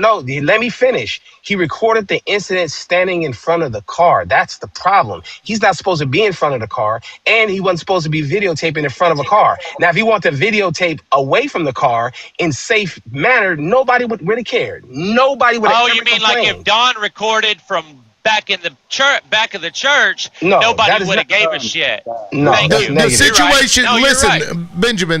The situations are different. On one hand, you're The situation talking is about a respect the you're- church property. I'm That's all I'm sorry saying. for interrupting you, Benjamin. Go ahead. No, you're good. You're good. We're all. Go ahead, all in it. Benjamin. We hear you rattle. Go ahead, Benjamin. No, you're good. I mean, who's I'm not the only one playing- interrupted, but go ahead. Well, I was talking and you interrupted me, right? Didn't you? Well, that's my fault. My fault. I no, know. you're good. My fault. Now I don't even remember what I was going to say, but somebody's Well, got come like on now. TV playing in the background. No, it's my brain farts like that. If you watch this show, you would know that.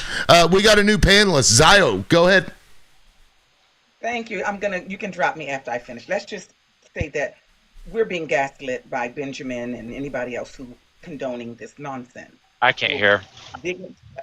Can you hear me now? I said I we're being can hear you fine. We're Yeah, being I can hear you. gaslit by you. I can hear you now. Benjamin, we're being gaslit by you. You're trying to find every excuse to make this stick. It's not going to stick. Don't forget, guys, I don't care if it sticks or not. Excuse me, I have a timer. She got a timer. My fault. That the press is the fourth estate in place to keep the democracy functioning properly, not like it's a dictatorship or like this fascist regime that we have now. Journalists can go places where other people can't go. They've always done that. Vietnam, any other place you want to name, journalists are always there. They're always the eyes and the ears for the rest of the world. Stop with this nonsense. Just because you don't like Don Lemon doesn't mean that he should be arrested. This is cuckoo for Cocoa Puff. We know that this is a cuckoo for Cocoa Puff administration. Stop finding ways to make this just. It isn't. Thank you. You can drop me. Yeah, great point, Zio. I appreciate it. I mean, you're welcome to stay if you'd like, but if I don't, TikTok is probably going to take you. So maybe just request up whenever you've got something to say. I'm not going to tell anybody to crawl up their mother's twats today. Okay? Damn it. Well, we can maybe later. I'll drop you, but if you want to say something else, just request back up because the longer you're up here, the more likely your account is to get banned. That's funny. But no, thank you, Zio. I mean, that's a great point. And guys, keep in mind which was the first one, the conspiring or whatever. They passed that law because of the KKK. You guys realize that, right? That was to keep the Ku Klux Klan from doing what they were doing. That was passed back in like the 1800s, and now it's being used to like arrest a journalist for reporting news. Wild. That's wild. You know, when you expose the devil, they don't like it. Yeah. I'm sorry, Word. Jules Hey, Pat, in the go chat ahead. said.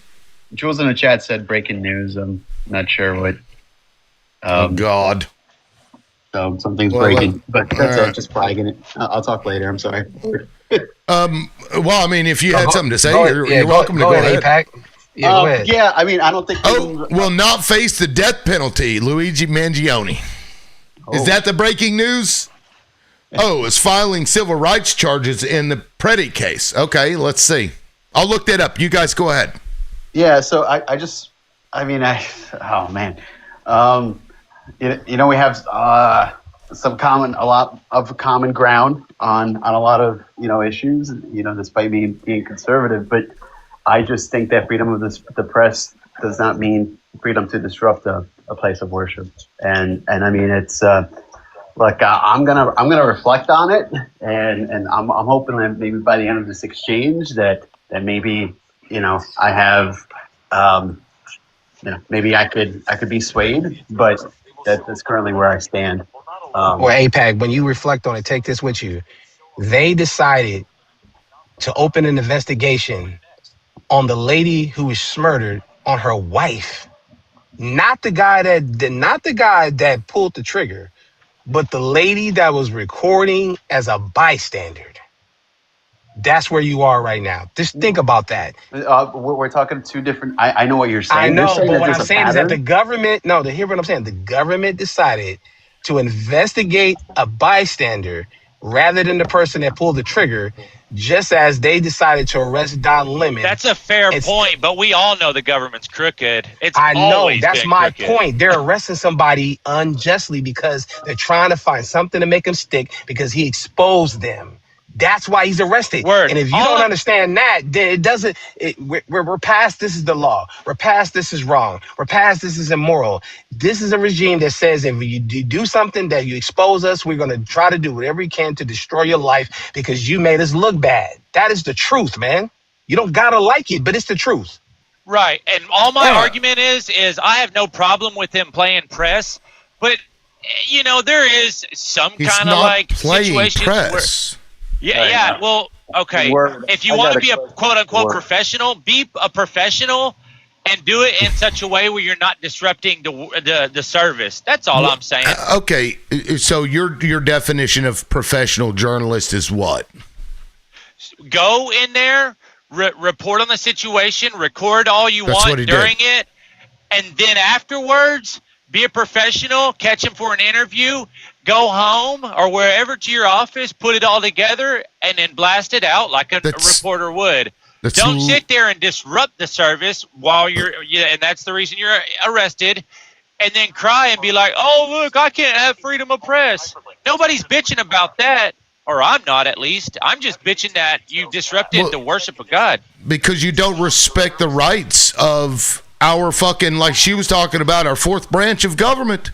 Right, and y'all don't Which is the respect the press. churches, the inside of a church, and that's all I'm Bullshit, saying. Benjamin. What did I just twice today? I don't even believe in God, but when it comes to a P3DO saying in a confessional that he has done things to children, I have argued that is part of their fucking thing, and I don't think that we should force mandatory reporting for those preachers and those confessionals. because that's a Okay, so protection of religion. And then I also stated that you don't have a right to go in and fucking disrupt a church service. Perfect. But I and you draw agree. the Perfect. line because his intent wasn't to fucking disrupt. His intent was to report on something that was happening. And there was a difference. I think you're calling disruption like people just acting crazy, and disruption could be interfering, apparently I'm doing today. I'm interrupting you. I'm causing a disruption, according to you, when I jump in. Right? Arrest this man. Arrest Benjamin. Arrest me. Well, This is the Church of Liberal Loudmouth, so you got to go, buddy. There you go. Yes, sir. I love it. Yeah, look, our journalists have to be protected in that way. We have to, because otherwise it'll be the next thing the next time. It'll be the next thing the next time. As gross as you may think it looks, it doesn't matter. This is something that is too important to just, start arresting people for, because that chills journalists in the future from reporting things. Because then they'll be like, am I going to get arrested for it? Because it's around a church. That's wild. Tim, like this particular church. So he was going in to get a story on what, I'm just saying, this particular church, what was Lemon's purpose? I mean, what was he trying to go in to get the story on? To disrupt. Well, for two things, I would imagine. First of all, the pastor being an ICE agent. And the second thing is that that group was going in there and disrupting the fucking church service, which is newsworthy, clearly. Right. All he can do is be asked to leave. And I'm sure he did everything within the guidelines because, like I say, he's a very highly educated individual. He knows the guidelines. Yeah, he was asked to leave and he left. Right. All I'm simply saying is that they want to pick and choose based on the narrative that they got caught. Trust me. Look, if I can't go into your church to report the fact that you're an ICE agent to the people that you're trying to protect and essentially hand over to the government, then I cannot go in there and give you a check of $100,000 without going through some kind of vetting process to make sure I have the money, make sure the money's legal, make sure it's not laundered. You can't have one without the other. Anything over 13,000 has to be vetted, by the way. So it doesn't matter. You know what I'm saying, dude. What I'm saying is that they don't vet the money; they vet the people that they don't like. Word. Can I That's ask what you I'm one simply question? saying. Yeah, it's just facts, dude. Can I ask you one question? Yeah. I just want to. I do appreciate a lot of what you say, and I do listen, and I think about it. I really do. I just want to find this out. If you were Don Lemon in that situation, or even if you're not, and you're just looking at it like we are, do you think it would have been a little bit better if he would have just kind of videotaped and then waited till afterwards? Or could you imagine if you were sitting at church? I don't know if you go to church or not. If you don't, whatever, it's fine. What if somebody just walked up in the middle, right down the middle of the aisle, and started talking to the pastor? Would that be a disruption or not? That would be a quote-unquote disruption. No, I wouldn't okay. care. I wouldn't if I was dealing with a guy who was if I was dealing with a guy who was an ICE agent, and in this circumstance where they're taking people off the streets, and they say, "Yo, this guy's an ICE agent. We got proof." I want to know. Turn my camera on. Let me turn my camera on for you. Let me help you out. I want to know some more. Don't let him go out the back door. Let's go find him. He's in the bathroom. Let's wait till he comes out the bathroom. Somebody go around the building and make sure he don't jump out the window. That's what I'm gonna do. That's what people with common sense do. That's what people who have children protect. Real quick, Corey had asked about the journalist on January 6th that was arrested. They have that man on video. His name was John Sullivan, I think. They have him on video breaking the window. So if you are a journalist and you're breaking a window to get inside the Capitol, you should probably be arrested. Yeah. That said, we've got Lonnie just came in. Lonnie, go ahead. Hey, listen. So this is my question to Benjamin and to anybody else that is listening that believes that what Don Lemon did was wrong, what Alex Preddy did was wrong, what Renee Good did was wrong. This is my question to you. When those people don't exist anymore, what does your world look like?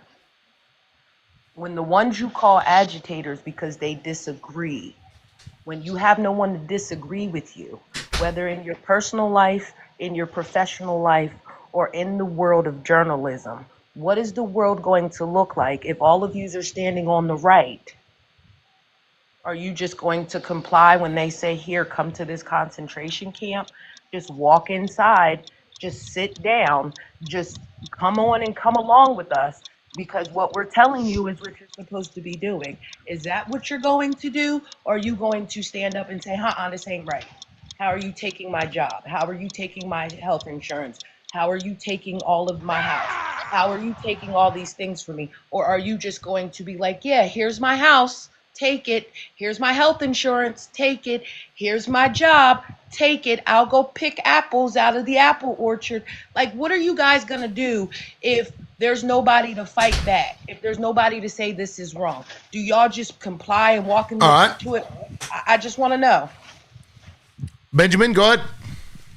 That was to you. Okay. That's a good way to look at it. That's where I have to reflect. And this. We lost you, Benjamin. Walk towards the light. Bad. I got bars. I'm trying. How did you get a cell phone in prison? My whole argument is. I know. Sorry. Okay, there we go. I broke the prison wall. Okay, my whole argument, I agree with you, Lonnie, and that's a good way to look at it. It really is.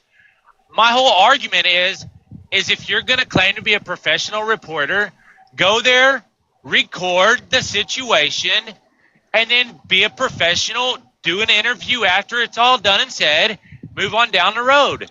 He didn't do that. He walked straight up to him in the middle of the service and caused a quote-unquote disruption. That's all I'm saying. But I do agree. Where do we stand if we don't have people doing this? I'm torn, right? Because this is the problem that I'm hearing from people that think very similar to you, Benjamin, is the fact that you're saying that these people need to do things the quote unquote right way.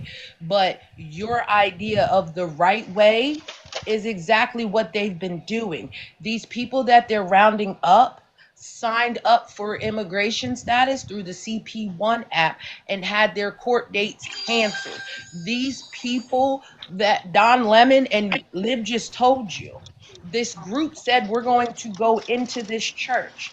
If somebody would have told Don Lemon that same church was on fire and he went in there with his camera, it would have been the same thing. You see what I'm saying? So he went where the story was. He didn't go in there and disrupt for himself to Benjamin, make have you ever worked in a newsroom? He followed the story. And this is the problem. Y'all keep going along with what the government is saying. So when they open these doors to go into camp, don't you fight back. Just go in with your head down and say, you must comply.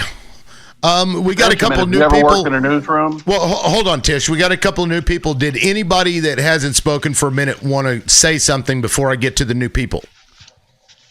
Wordsmith, I haven't heard from you in a minute. Was that Wordsmith or Alibi? Yeah, everybody good? I concur with the lady. I had a phone call. I have a question because I haven't been able to see this full story this morning. I left the house pretty quick. What was the minister's relationship with ICE? What's going on? I believe the one that was there was not the ICE officer or supervisor or whatever it was. I believe it was a different one. Correct me if I'm wrong. I could be wrong, but that's how I remember it at the time.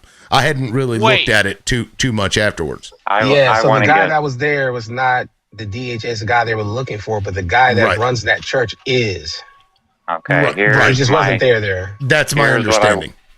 This is what I want to talk about. If that is true, okay, I'm going to assume that is true.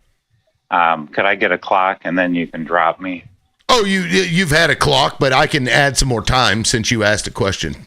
Go ahead. Okay. I'll have to reset the damn thing. Hold on. Right. Let me give you 45 seconds. Go ahead. All right. So basically, this is like a comic strip to me. So we're judging this situation and holding Don Lemon to a standard. that we're not holding for our government, for ICE. So they are committing all these offenses against humanity, not to mention against the law, dragging people out of churches, hospitals, and schools, and beating them in the street. And we're up in arms because Don Lemon reported in a church where if indeed the minister that runs it is with ICE, the rules don't apply. That's all I have to say. Yeah. Yeah, in like Wordsmith earlier, and Tish, I'm going to go to you next, but Wordsmith earlier made a great point about how, they removed the restriction from going into church to get, quote unquote illegals. So like the government can go into the church and kidnap people, but like a reporter can't report on the news inside the same place. It just seems strange. Tish, go ahead, man. Haven't seen you in a while. Good to see you. Yeah, good to see you too, man. So I guess Republicans have added journalism degrees to their law degrees and their infectious disease degrees and their medical degrees, which is pretty amazing for a group of people that never even graduated from high school. So Don Lemon was doing his job as a journalist. And unless you've ever been in a newsroom and ever worked as a journalist like I have, you don't know what the fuck you're talking about. So shut up. The founders wanted a free press to hold power in account, to speak truth to power. The founders knew that. That's why we have a free press. But you Trump people don't like to hear bad news. You only want to hear good news. So why don't you go see the Melania movie, get your dicks out, and have a great time. That's it. Can I rebut? Tish. Can I get a small Tish, you time, my new please? hey, Yes. That's my brother in crime right there. 45 seconds, Ben. Go ahead. Rebuttal. Tish, I mean, that's cool. You can get all loud and stuff and act like you're the, I work for the press. I know it all. The argument that I'm having is that's cool. I would have never said anything had Don Lemon went to go record it while it was happening. As long as it was liberals, right? Well, hold on, As long as it was black people, right? Tish, hold on. He's got a timer. So you didn't go to school to learn how to read a clock, right? But did you graduate high school by chance? Anyway, so the fact is nobody would have said anything, or at least I wouldn't have, if he did it in a professional manner that he claims to be. How did he not do it in a professional manner? Hold on, Tish. Because he disrupted the church. Again, why? That's why he got arrested for disruption. The church was already disrupted. Yeah. Are you going to tell me that's right. that ICE didn't shoot a man in the back 10 times? Huh? He was disrupting it along with them. No, Okay. yeah. So Okay. he was documenting Yeah. it, dipshit. All right, Go we've watch got the Melania movie. We've got with dicks out for the with record. your dick out. I'm sure you'll be there at the premiere. Real quick. Oh my goodness. Let me get to War. War isn't Schmurder. Go ahead. Yes. Okay. As a former Christian, I just want to remind everybody of the turning tables incident in the temple in Jerusalem. I'm sure you all are familiar with that. It may have already been brought up on this panel earlier. But I just, the thing is about it is, yeah, sure, it's not America. It was Rome back in Jerusalem back in the day. But the same people that are all upset about this happening, I think that you guys would have probably been on the Roman government side as well, and the Pharisees on their side. So I'd just like to see what you guys have to say about it. And with that, I'll end my plane. I mean, that's a fair point. That is a fair point. They'd have been like, arrest that man right now. But I'm Jesus. I mean, I don't know.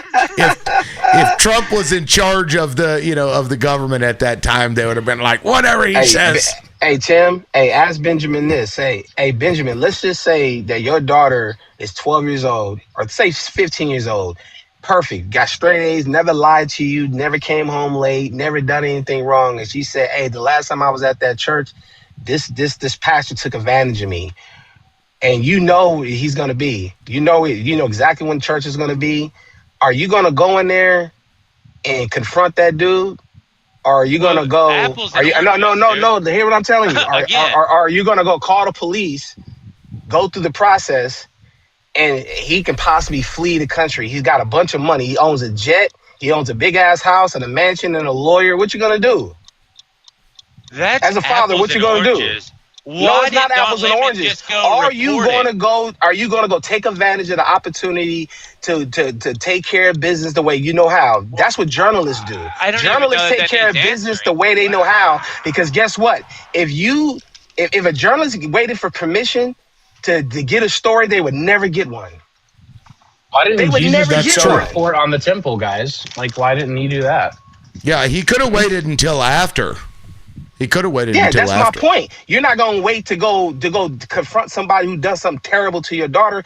And I'm gonna tell you something. I'm not a journalist, but I'm a person that's been in the media before. Don't right? let Tish Let me know tell that. you, when you want to get a story, and it's important enough, you're gonna do what you got to do to get it because the people need to know. Yep. And it's their job. That's what they do. Can I get an answer? Well, no, though? that's a fair statement. Who is that? That's why it'll be up to the courts to decide if he was legal or not. They already did, That's dude. 2 courts already He said. hasn't been to court. Any 2 Christian judges conservatives on the panel want to wouldn't- answer for that? 2 judges wouldn't offer a probable cause warrant for his arrest. 2 different courts.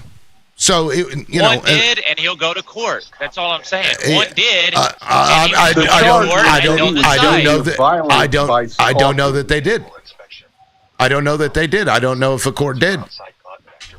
Is it impossible that they you know just why? Because arrested him?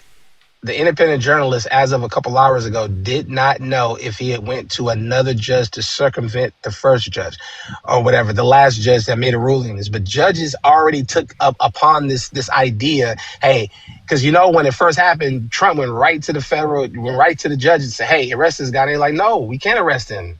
And then obviously he's either did 2 things. He's either arrested him, period, just because he could, or he's went to another judge and told that judge, hey, we need this to happen, and the judge made it happen. It's no different than that lady that he did in Florida when he was telling her, hey, I'll put you on the docket. I'm the one that gave you a job. Make this shit go away. And she made it go away. Or with what happened in Georgia with the when they took all the voting records, they had a judge had sealed all those records, and so instead of going to that judge that had sealed the records, they went to a federal magistrate. They just we're going to do whatever we can. Fuck everything else. Fuck normalcy. Lonnie, Tell go ahead. Congress to step up. I want to say this, because we just saw this happen in the last 12 months, right? He tried this before, and he keeps doing this, and y'all keep giving him permission to do this. He went after Letitia James for going after him, right? And when the original person that he told to go after, Letitia James, says, there's no case here, I can't do it. He went and got one of his personal attorneys to go after Letitia James, right? And they came up with this BS that she lied about buying this house, right? And that her niece is now living in the house, okay?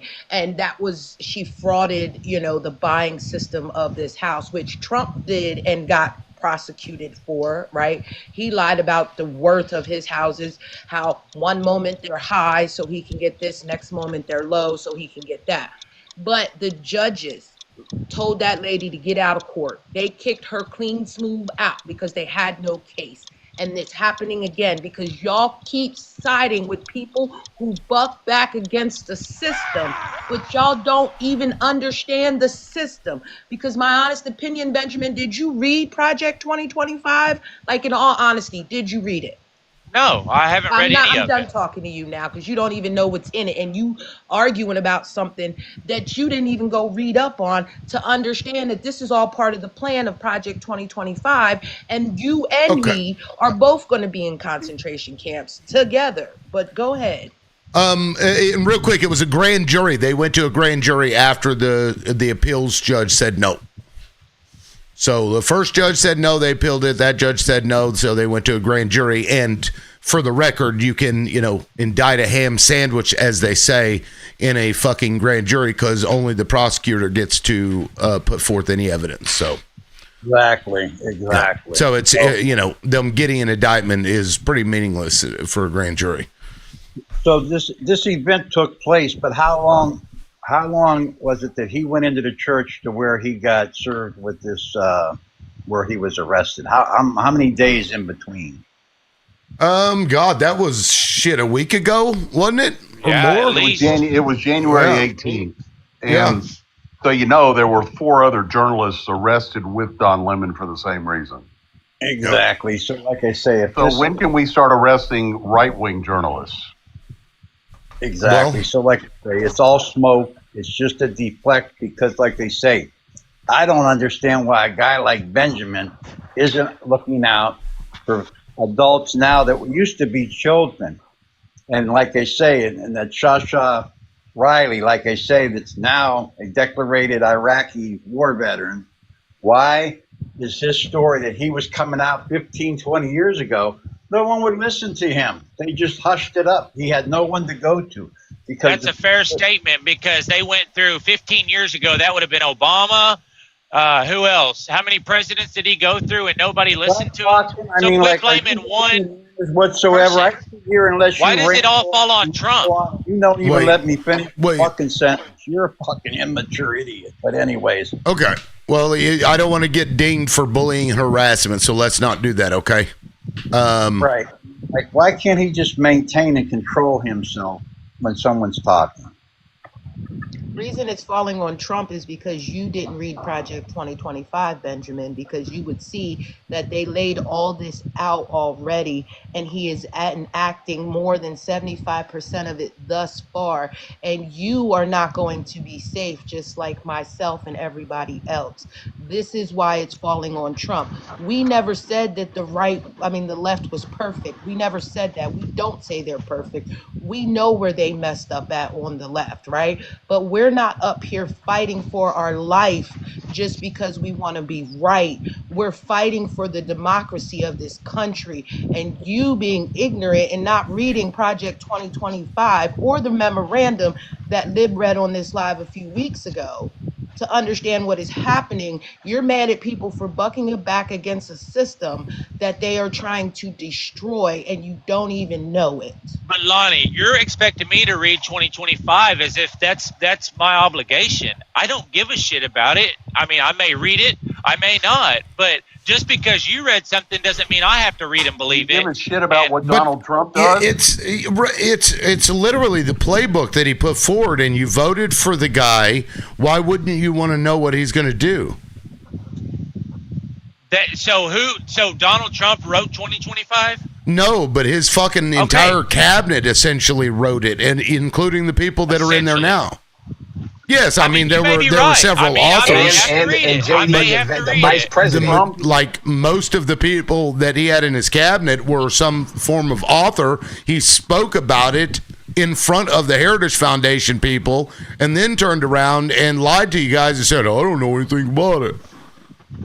But maybe I'll have to read it. Yeah. Well, I mean,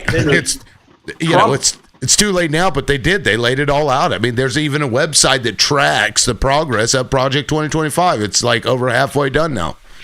He's letting them do it. He doesn't care because all Trump wants is money from pardons and government contracts. That's all he wants to do. Yeah. He just wants to keep grifting. He doesn't care what Project 2025 is doing. And real quick, so they've hit a snag in the budget because Lindsey Graham, real quick, he says he refused to go along with the plan over a House-backed provision that would repeal a law allowing senators to receive cash payments if they had phone records seized by former special counsel Jack Smith. And so he pulled his support for the deal, trying to get them to make sure that they pay people who had their phone records looked at. Fucking gross. And why were they allowed to look at their phone records though? Well, I don't understand that. Maybe I'm looking at it wrong, but why were their phone records looked at because they were being investigated? They were being investigated for trying to overturn the election, man. When you see, that's the thing about it. When the law comes for you because you are named in a lawsuit, Because all these people, you got to understand that there were like hundreds of people that were named in this lawsuit to try to overturn the election. A lot of them have been to jail already because of it. They've been proven guilty. The only reason why certain people are not in jail now because they are senators and they are congressmen, as compared to lawyers who are not that are not currently in the administration. So they were being investigated. That's why they're named. That's why all their information was subpoenaed. It's not like they went in there and got those phone records without permission. Okay, because I was under the impression, I thought their argument was that they got it without permission. So if they got it with permission and subpoenas, then by all means. It was they want to be able to sue you just because you had the audacity to do it. Yeah, I agree. I think their complaint was that they weren't told first. I think that was the complaint.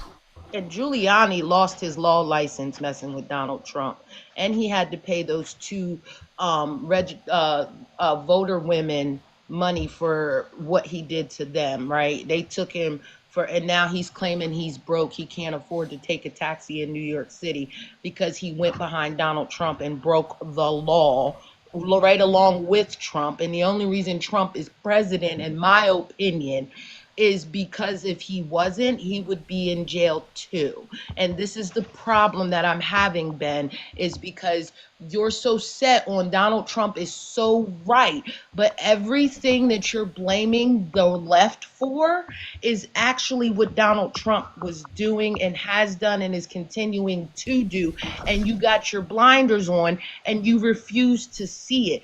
Like Wordsmith said, all these people were named in this lawsuit. A lot of them went to jail, and he turned around and pardoned the ones that he could, or he's about to, and he's letting them free. So the law and order that you claim that you want to see done is not being done to Donald Trump and his cabinet members, but yet someone like Don Lemon, who went and followed the crowd to get the story and speak to everybody, the pastor, the congregants, the group that went in there initially. When he did that, he did his job under journalism, and you're screaming he has to do things the right way, but I have yet to hear you say what the right way is, because the way he did it is exactly the way you described it. Okay, can I say this? Can I rebuttal a little bit? Yeah. I'm listening to what y'all are saying, and I agree with y'all that the Trump administration, the Biden administration, the Clinton administration should all be held accountable for all their dirty deeds. I agree that they don't follow the same laws and rules that we do, and that's fucked up. I think the pushback that I feel, and this, like, every time I feel like, yeah, fuck them, you know, the Trump administration, I just have this, you know, like, the left is doing the exact same thing, maybe Trump in is different currently the situations. president. I understand that, but when And Biden we agree that Biden did some wrong things. And I think that's where I'm just stuck in the middle. It's like, as much as I want to stomp Trump in the ground, I just hate the fact that I was done so wrong with the other administrations. And I'm not even going to say Biden. I'm going to say other administrations. But he's doing it in this current moment. They've done it in the past, right? And you call it out when it happens. Right. That's what you do. We called out Biden when he did it. We called out Obama when he did it. We called out Clinton when he did it. Clinton got impeached for having Oval relations in the Oval Office. That got called out when it happened. He got spanked. He didn't get impeached. Right. Well, he got impeached, but he got look spanked. At you and Donald Trump. Look at you defending Donald Trump. And Donald Trump did 10 times as much as Clinton did. 10 times worse, right? Donald Trump is prosecuting people because he got in trouble for breaking the law. Like, it was proven by the law that he did these things. And therefore, you're up here standing up with your whole chest, defending him, breaking the law, while also victim blaming Renee Good, Preddy, and Don Lemon. But you say that you want to come to an agreement with us, but the truth is right there in black and white, and you're refusing to see it. And then when you don't have an argument, you pull up somebody from 10, 15 years ago. Let's stay in 2025 and 2026, please, where Trump is the topic of the conversation. Yeah, and just real quick, I want to put this out. President Trump on Friday confirmed he has had dialogue with Iran. As the New York Times reported, he was considering potential raids by American troops on facilities within the Islamic Republic. So Donald Trump is now wanting to invade Iran. And, yeah. Okay. And that stuff that I sent you, like I said, I only sent you one video. I forgot to take you off the checklist there, Lib, and that's why you got all those videos, because I was sending different ones to different people. But anyways, yeah, as far as exactly what he said in 2009 is happening right now today. Hey, Tim, I came up here real quick, brother. I want to tell you. So just so you guys understand this, and you can take this to the bank. The United States military personnel know that Iran is one of the worst terrains to try to invade on planet Earth. They know this. There's reasons why Iran is not being invaded earlier, because the terrain is extremely difficult. They had the same problem in Afghanistan. That's why they got ran out of Afghanistan. So I'm just letting you know, they're signing up our brothers and our sisters to go there and get slaughtered. You know what I'm saying? And let's be clear. The only way that you can take Iran with that terrain is to unalive millions of people there. You cannot do it. And we're talking about people who have nothing to do with the regime, people who just pay their taxes and go to work and go to school. This is what's going to happen. This is not a place where they're going to go in there and steal the leader and walk out and say, hey, you guys are free. You guys can go do what you want to do. They're going to unalive millions of people. Yeah, well, like I say, when you send something on Iran, like they say, United States stands for democracy and freedom. But in Iran, you know what? We need to go in there in 1953 and get CIA to basically rile up and get the people riled up against their democracy so they can put a dictator in called the Shah of Iran, the most brutal dictator that was ever installed anywhere. And who put him in there? The United States. Yep. And these are the people you're going to go ahead and fight for and argue for that you don't even know. You don't even know these people. I would never fight for anybody that I don't know or I wasn't there hands on. Why would you argue for someone like that? Then you're a puppet. Yeah, I don't know. It's this weird, like, win mentality. They've got us so fucking divided. Everybody looks at it left or this is my sports team, and I'm gonna rah and cheerlead them no matter what. And this is why, you know, people like myself have such a hard time getting a following, because like I started growing pretty big under Obama where I was, you know, just critical of him. Even though, I mean, you know, it was a lot better under Obama than Bush, that's for sure. But then the moment that I turned on Trump as well, they all just fucking lost their minds. And so we've got to get beyond this, man.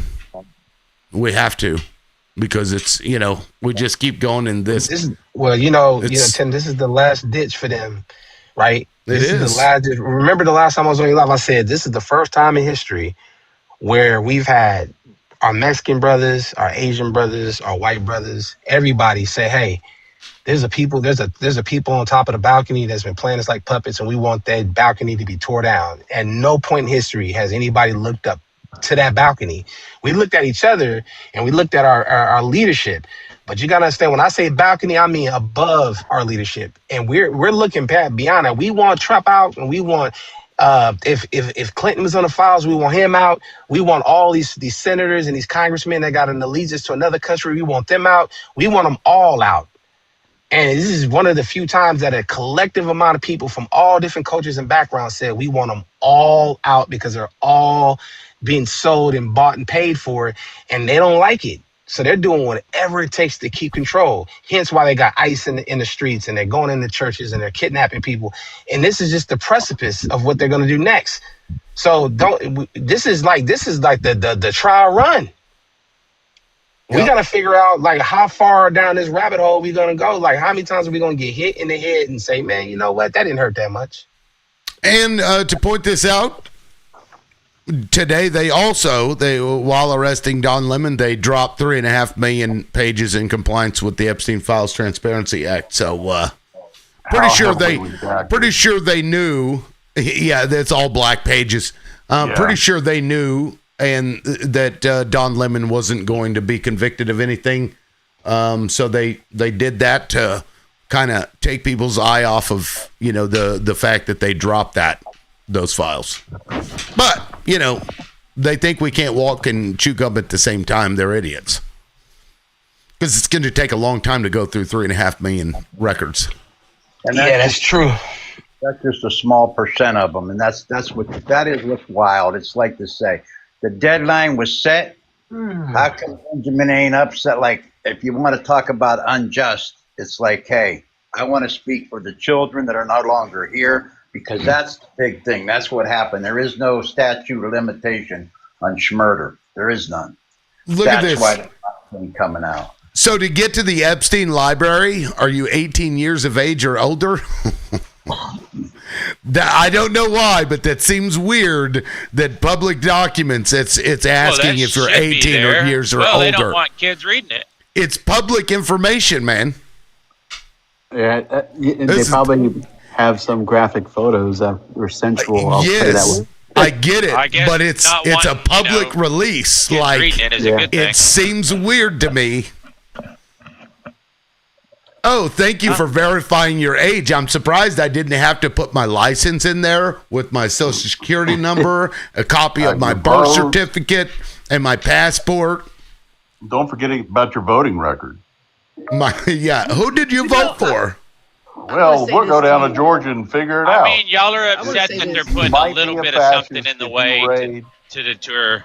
I mean, I'm not upset by it. I just think it's weird because it's a public records release that is available to everybody. This is what's strange, right? It just seems weird. This is what's strange what Ben just said, right? Like there's going to be graphic photos in there, right? But the ones that they released before today, what they released before today, they redacted faces of children who they allege in some of those photos, because not all of those photos were accurate. We know that. They redacted the faces of those people. So what makes you think they're not going to redact the certain parts that people shouldn't see? Like, this is what I mean. Like, I don't know if this is called the Dunning-Kruger effect that Benjamin is experiencing right now, but it's quite crazy to me right now because you're contradicting your own self in real time, Benjamin, because like I said, you say that they should do things the right way, right, quote unquote, and yet they are following the law to today's point the right way, right? So even when we go into immigration, right, because that's what these people are rounding up, is people who are deemed illegally here in the United States, right? Because they missed their court date, right? They did it by following the law to be here, right? Now you have the asylum law, right? Which you have to step foot on U.S. soil, U.S. waters, or U.S. shipping vessel, right? Or B, you can go through the immigration process from your own state and do all the stuff and things and take all the tests and do all of that. Either way you do it, it's the right way. Y'all scream this word undocumented as if we don't know they're here, because most of them we do. And the ones that we don't know are here are the ones that got away. But see, those ones don't have jobs. Those ones aren't going to show up to court. Those ones are going to fly below the radar because they don't want to get caught. So to show up to a court date or show up to somebody's job and take them out means that they had to know they were there. So they are documented, right? They're just not citizenized yet. And that is the disconnect, because y'all think undocumented means they're not here, that we don't know about it, and we do. And this whole thing about just comply and go along and everything will be okay is not the answer, Ben. God, they make it so weird to get through these fucking records. Like, I don't even know what was released today different from what was released before. I don't know. Let's get. Does anybody know if Don Lemon has been released? Has he been released yet? Who? Don Lemon, has he been released yet on bond? That I'm not sure. Let's see.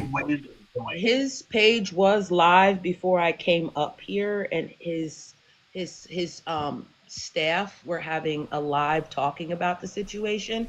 So the moment that I watched it, he was not released at that moment. But that was probably 20, 30 minutes ago now. But Don Lemon does have his live was up and his employees were talking about the situation. Does anybody know what he's being charged? I'm just kind of catching. I know he was arrested. Yes. I don't know the story behind it, but what was he actually charged with? He was charged with conspiracy. Let me go back here. That's a pretty big word to start out with. Conspiracy. It's pretty flimsy. But that's not the point. Two They charges. don't care if it gets thrown out. It just got them headlines. Yeah, the two charges were, and I said them earlier because it's a violation of 18 U.S. Code 248, freedom of access to clinic entrances, and 18 U.S. Code 241, conspiracy against rights, were the two things that he was charged with. So kind of like obstruction. No. They're charging the journalist rights with conspiring to go against the First Amendment rights. Is what he got arrested for. Oh my God. Okay. So you think the journalists were working I'm not trying to argue. I'm just trying to catch up. No. I'm trying to answer, but I get like three people interrupting me, and I can't spit it out. He was charged with conspiring. It's an old KKK law that they used because KKK was violating people's rights. Sometimes they would go into churches and do it. And then the other law was to protect people at like abortion clinics and shit. Okay. And those are the things that he's charged with. I don't know a lot about Don Lemon. I mean, I know that he's in the news, but and I haven't seen any video of why he got arrested. I don't even know if it exists. I was just kind of curious at what he did to get put in jail, or what they say he did. I mean, they're claiming that he went in there to disrupt the church service, which is a crime. His real crime is criticizing their leader. And he followed a group that were protesting against the church, one of their parishioners being allegedly a member of ICE. Let me ask you, I'm a conservative. I voted for Trump, but I have a question about this Lemon thing. I was explaining why he went in there. He went in there because there was a group that was protesting against one of its parishioners that was allegedly a member of ICE. And so this group went in and he was like, news story, I'ma go too. And he questioned everybody in the church on their opinion about the accusation. And so he didn't break the law. He followed the news story. So, I mean, in my honest opinion, he shouldn't be charged. Now, the group, I'm not going to put my opinion on that group, but the group was the group, and they went in. They disrupted, if anything, they are the ones that disrupted it.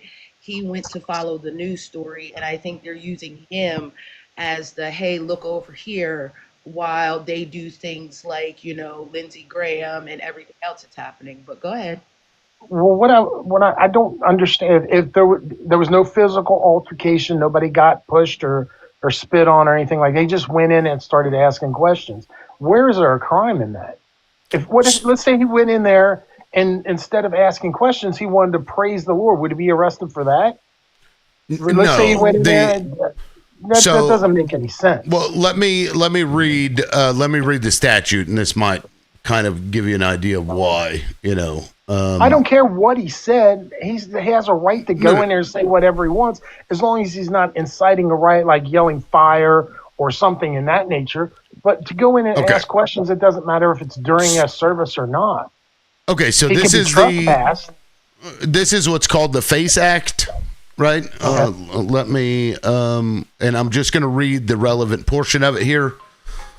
It says, by whoever by force or threat of force or by physical obstruction intentionally injures, intimidates, or interferes with, or attempts to injure, intimidate, or interfere with any person because that person is or has been, or in order to intimidate such person or any other person or any class of persons from obtaining or providing reproductive health services hold on, right here. By force or threat of force or by physical obstruction intentionally injures, intimidates, or interferes with, or attempts to injure, intimidate, or interfere with any person lawfully executing or exercising or seeking to exercise the First Amendment right of religious freedom at a place of religious worship.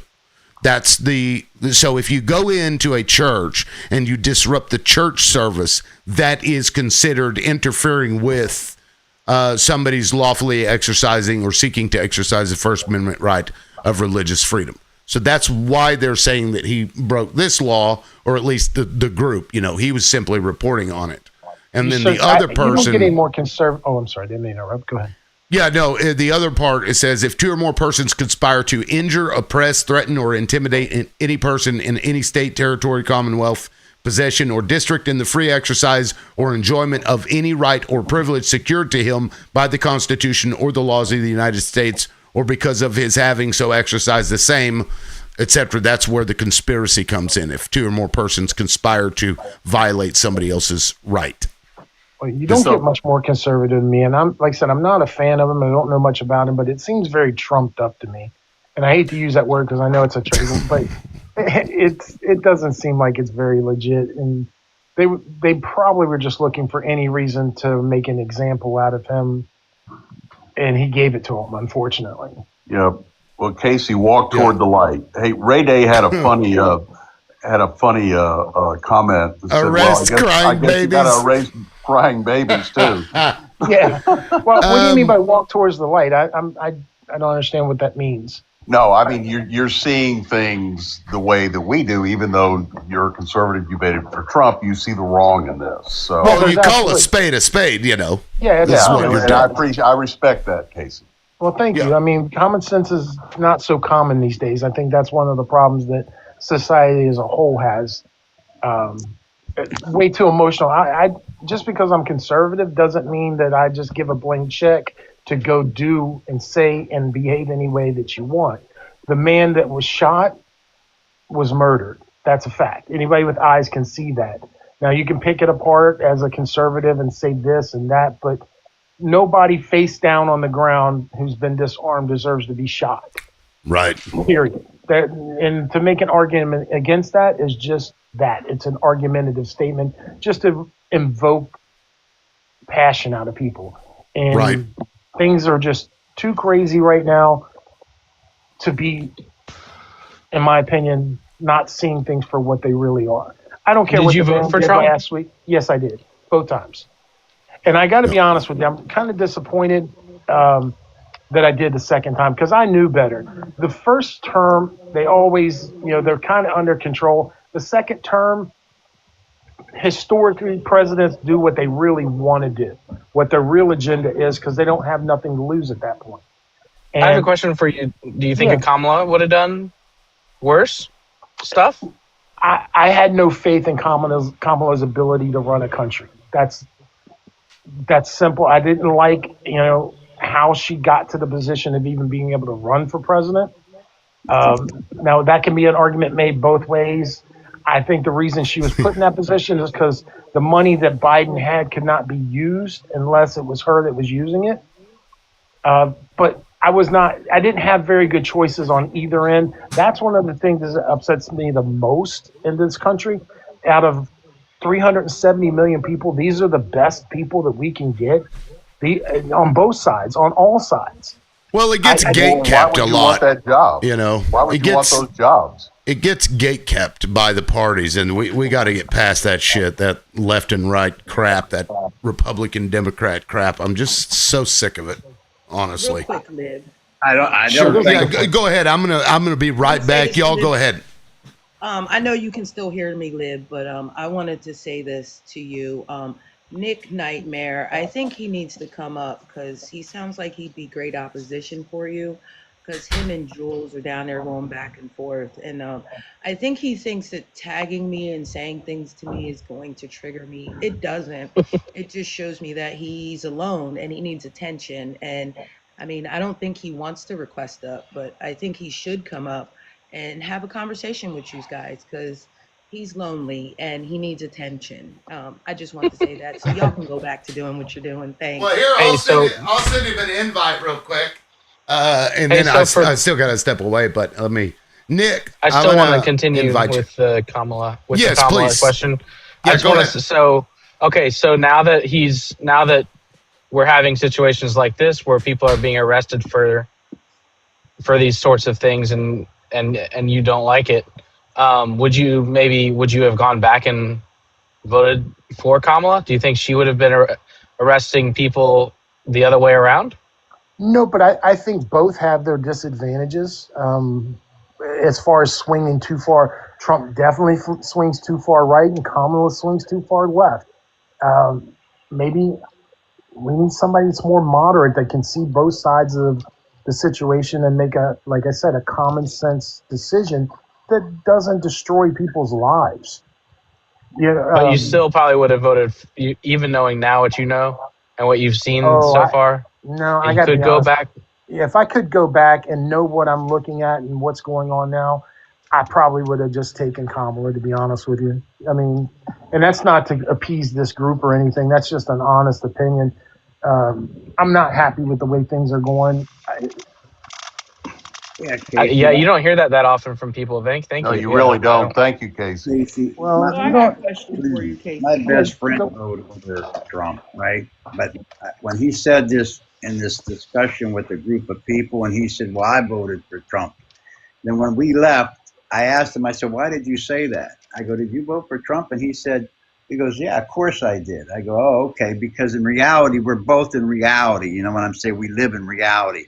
And the reason he voted for Trump, I said, so you want it to come to a head. That was my next words to him. He said, absolutely, because I'm just waiting because it has to come to a head.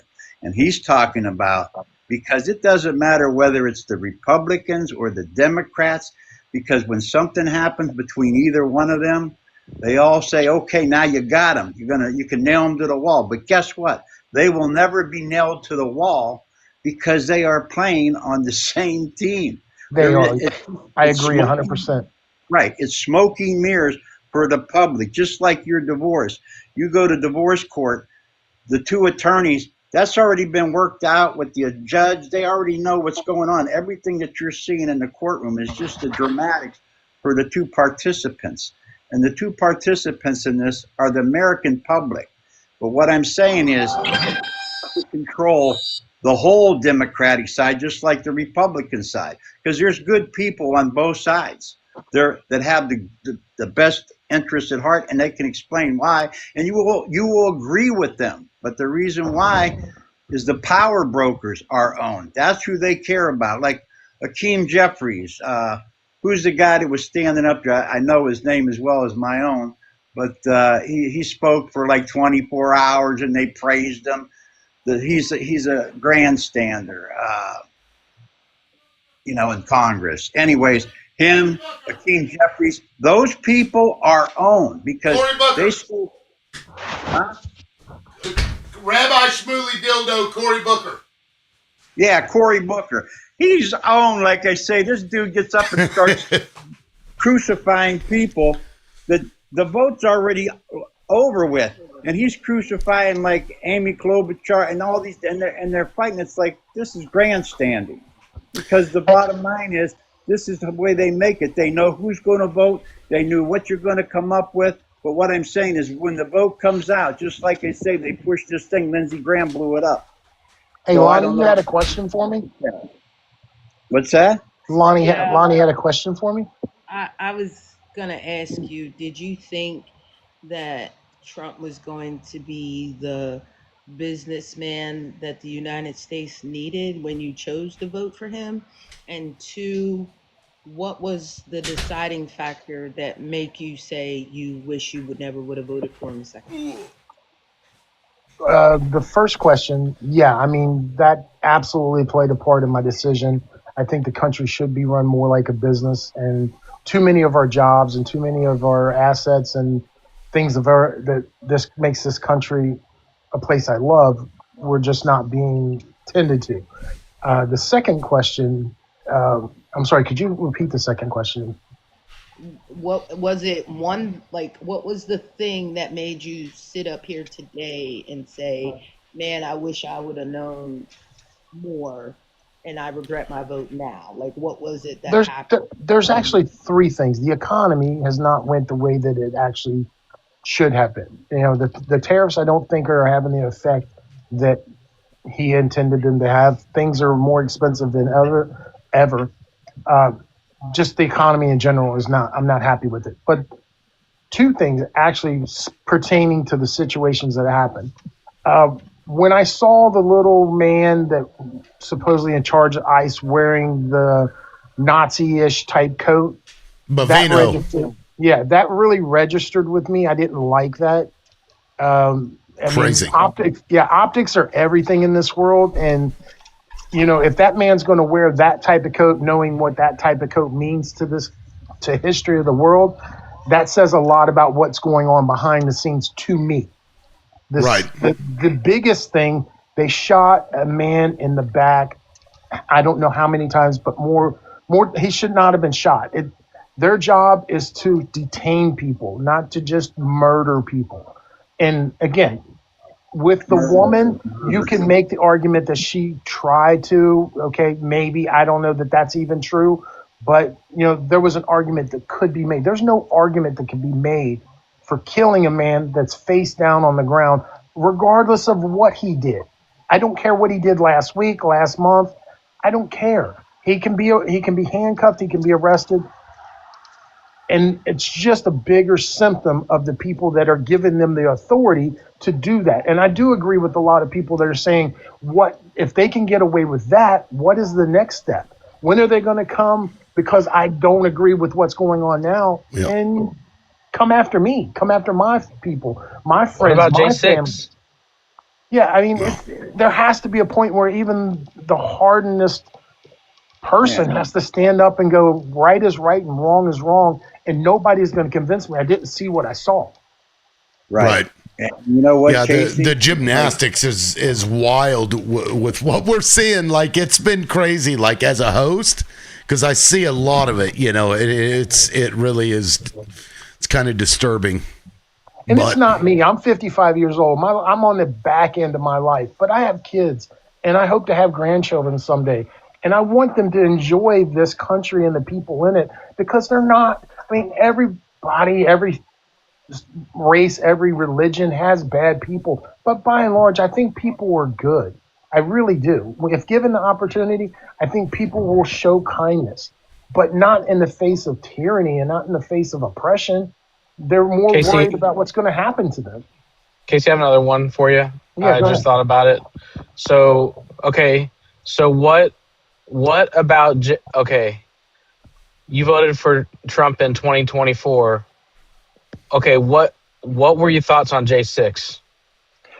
I'll be real honest with you. I don't know a lot about that situation, so I'm not really going to speak on it. I really don't try to speak on things I don't know anything about. I know some people lost their lives. I don't know which side, so I really can't give you an informed. I'm not trying to dodge your question, but I'm not going to act like I know something I don't. I just now, don't. because here's the thing: if like I voted for Biden that year, right? Mm-hmm. Should my vote be counted? Of course it should be counted. Yeah. I also have an opinion on that. I think that my vote, your vote, all of our votes, when it comes to a presidential level, they really don't matter. I think they know who's going to run the country long before we start voting. Well, they're going to matter in Fulton County. Well, just hear me out, please. I think our votes matter on a local and state level, but by the time they're so corrupted and get to that point, it's secret handshakes behind the scenes. They know. They don't take billions of dollars to run a campaign. Maybe the question we should be asking is the people who lose, where does all the money that they raised go? It don't go back to the people that donated it. It goes to the people who lost.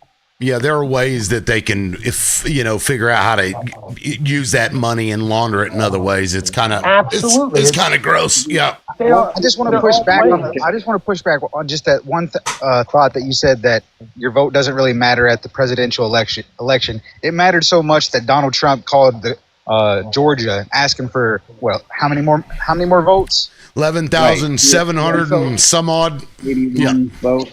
Sir, your vote really does matter at the presidential level. I just want to say that. That's all. Well, I have to disagree with you because I lived through the hanging Chad down in Florida. Oh, God. Back in the day, that was a disaster. And that was my first vote. That was the first time I voted. They knew exactly they wasn't going to stop until they had the outcome that they wanted. Now, in 2026, let's make it so overwhelming they can't say anything. Yeah, well, trust me, I would love for it to matter. I really would. I just don't really think it does. Well, do you know anything about ranked choice voting, Casey? No, I don't. Educate me. So basically, you're let's say you have a third party candidate that isn't quote unquote viable, right? But you really want that person. You put that person as your first preference. If they don't get 50% of the vote, that drops off, and then the next person that you put down. So you rank everybody that's running in the order that you want them to vote, and then the first one of them that gets 50%, after the other ones drop off, and then it goes down the ballot, to the next person. That person then wins. And so you can still vote for the person you want. You may not get it, obviously, but if more people realize that they want this other, third-party candidate, they're more likely to win if everybody puts their name first. You said something. Now, Liberal, can we long form explain J6 to Casey because he doesn't know anything about it? Well, I appreciate you wanting to do that, but if I was going to do that, I would try to educate myself, and I would go fact-finding on my own, because I'm sitting in a room that I assume you all believe pretty much the same thing when it comes to that date. And I'm not saying you're wrong or right. Like I said, I'm not educated in it. But just because you give me a long form does not mean I'm going to have to buy into what your belief is on that date. Sure. Well, so because I watched it live happening, I actually called my children in. I'm like, guys, come and watch this because this is history. I knew right when I saw what I was seeing that it was going to be history, and so I wanted my kids to be able to watch it. They broke into the Capitol trying to stop the certification of the vote. That's what they were trying to do. Peaceful protesters, then how is Renee Good and Alex Pretty a domestic terrorist? Well, I mean, look, he says he doesn't know, and he can have his opportunity to go look if he finds that's important. But I was just kind of just rhetorical question. Sorry. I think that's not directed at Casey. Yeah. Yeah, they're throwing that word around like so many people throw the word narcissist around. Don't even really know what that means. It's just to demonize a situation, I think. Yeah, but their position of power is incredibly different than just us people. They are. Oh yeah, I agree, 100%. Yeah, I heard the ICE agent say that I got your license plate. Now you'll be known as a domestic terrorist, and I think that he should be arrested for that. That's not. There's so many things that are going on wrong. And he let the cat out of the bag. They got a little database. And what did the DHS say? We don't operate a database. Yeah, we know who's operating the database. Palantir. Yeah, I mean, they're taking over. If we let them, they will. Well, there's not really anything that can be done. The program, I have my master's degree is in software development and internet technology. It's pretty much where I've spent my whole life. AI and the face recognition is going to the program that they're using right now, just being able to get a picture of somebody and be able to know their whole history without even asking them. The days of asking for your information are going to be gone, especially if you're going to put yourself out there and protest on either side. Because at this particular moment in time, it's Democrats protesting, but history will change and there'll come a time when Republicans and other people are out there protesting. It's all going to be used against you, and there's nothing anybody can do about it. And that's what really sucks. Well, we can't accept it. Well, we can't accept it. You can't accept it, but what can you do about it? I mean, you can vote for the Democrat in your House of Representative election in 2020. The next time we can. I don't even know that that's I don't even know that that's really going to work because I mean with Democrats, look at this. Think about it this way, guys. I'm a Republican, sir. I was just talking about the Democratic Party. Think about it this way, guys. Donald Trump wanted to get rid of TikTok, right? He said, "Oh, China." Who actually got rid of TikTok? It's Joe Biden. They're all. This is all. So if we're relying on Democrats, we have a lot of work to do to fix that party because they are in deep with some of these people. I still don't understand though how I literally cannot. I have a really hard. Hey guys, help me understand and forgive people for voting for Trump in 2024. Come on, come on, explain to me how I need to do that. Why do I need to come to I have a very hard time because you just said you don't understand. You don't know what you aren't educated about J6. And when you look at a candidate, especially one that's already been in power, they were already in power for 4 years. The next time you vote, you know a lot more about what they're going to be doing the next time. Or if you look at a job resume and you look at what they've done in their past, I'm sure you know what I mean. I don't know if you've hired people, but I mean, you just look at it and you make a determination on that. And it's just very difficult for me to understand how that was the option. Now, I'm not trying to pick on you individually alone. It's not just you. It's a lot of people. I have an answer for you. You may not like it or agree with it, but I do have an answer for your question. Okay. It's not going to help you understand, but we as human beings, we would rather go with the devil we know than the one we don't. And trust me, I've suffered through Biden and I suffered through Obama. And my favorite president of all time is Bill Clinton. I prospered like crazy under Clinton administration. I thought he was a wonderful president. One of my favorites, but I was not a fan of Obama, and I certainly wasn't a fan of Biden. So I get where your anger and frustration is coming from and the suffering that you're going through with Trump. I get that. I've been there. But where I do agree with you is the crimes that are going on are on his watch. And he should be taking charge and not allowing these things to happen in the way that they are happening. ICE is not a new phenomena. How it's being used is the new phenomena. That's the problem. It's being used like a sword instead of a scalpel. It's not supposed to be a sword chopping off heads. It's supposed to be a tactical sword. If you have a criminal, an actual criminal that needs to be removed from a situation, go get them. You don't need to just randomly start picking people out of their houses and out of schools and things like that. That's not what it was designed to do, and it's being used improperly. They want to do it. To answer the question, I think you had asked, why do you have to forgive somebody? You don't really have to forgive them, but if you have a mutual end in mind, which is freedom for everyone, do like this meme right here. I don't know if you guys have seen this.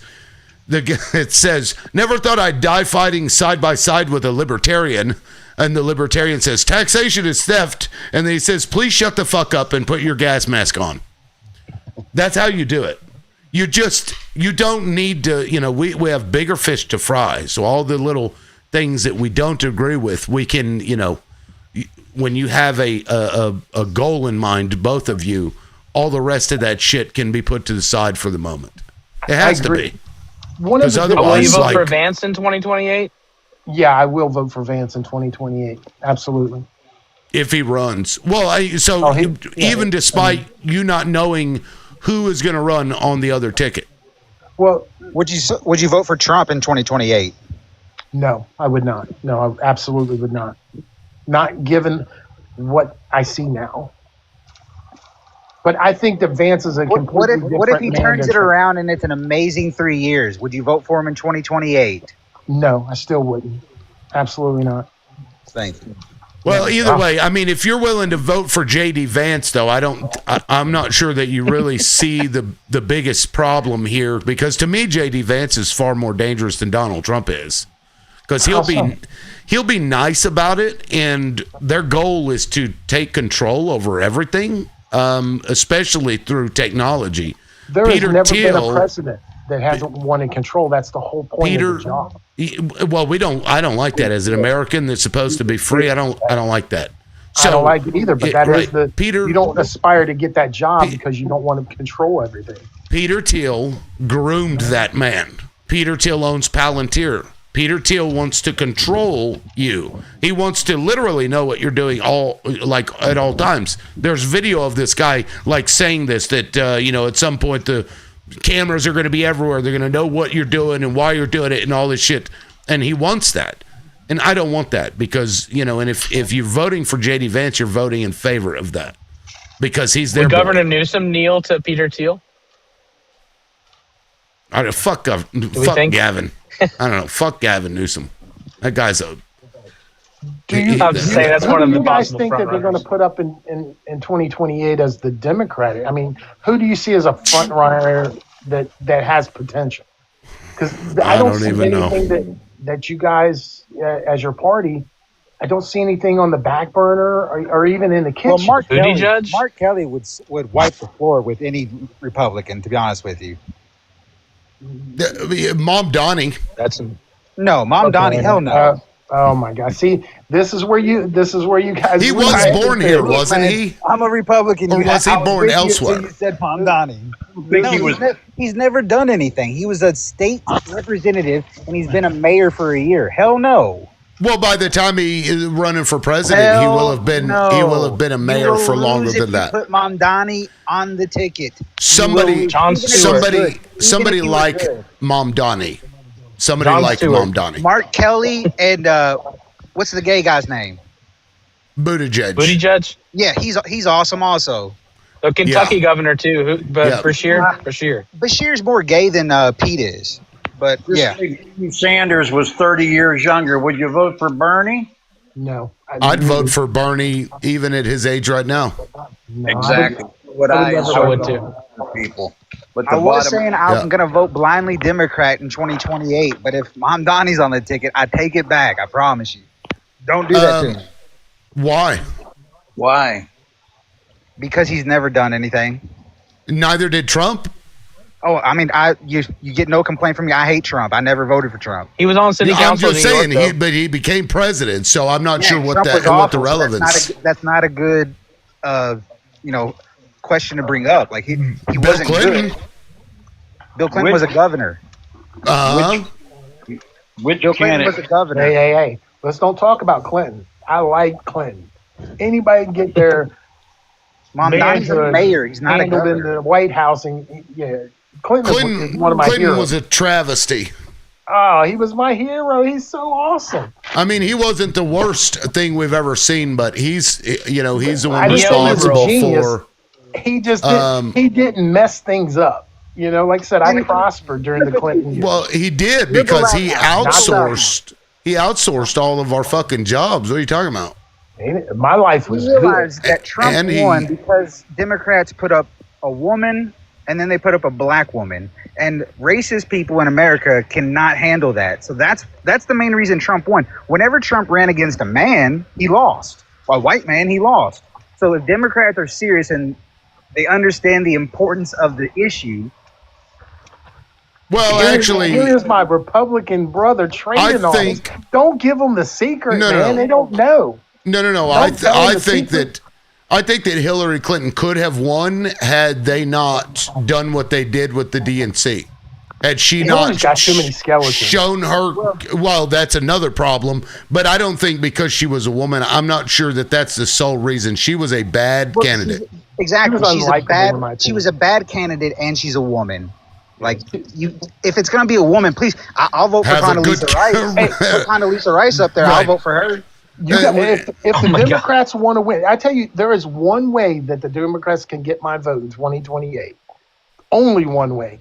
You put Michelle Obama up there, and I will vote for her. That I promise you. And she will be president. Because I have a lot of friends that, for some reason, something about that person, I just trust her. I don't know. I don't trust her husband, but I trust her. And Obama can run as the vice president.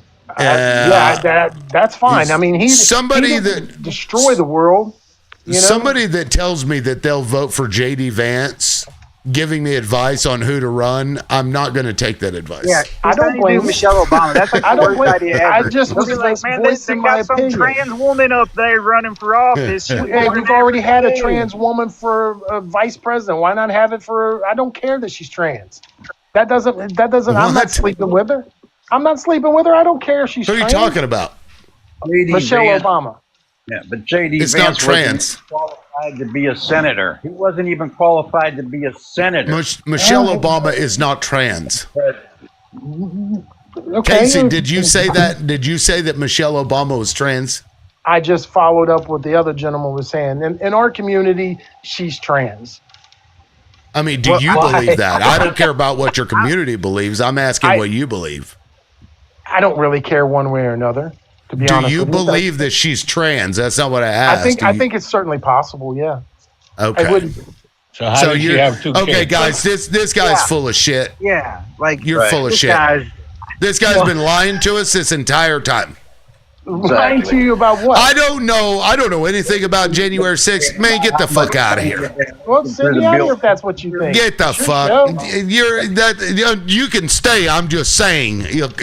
I'm not. One thing You're I'm playing not in our liar. face. No, that's exactly what you are, No, bro. I'm not. I just know about you. To play in your face. That is exactly what you are, bro. Credibility. And for what? You're throwing words out there. You have no credibility. And see, So trans women can have children? What you would already showed your hand, bro. You're done. Okay. So it's impossible for her to be trans. Impossible. Was she ever pregnant?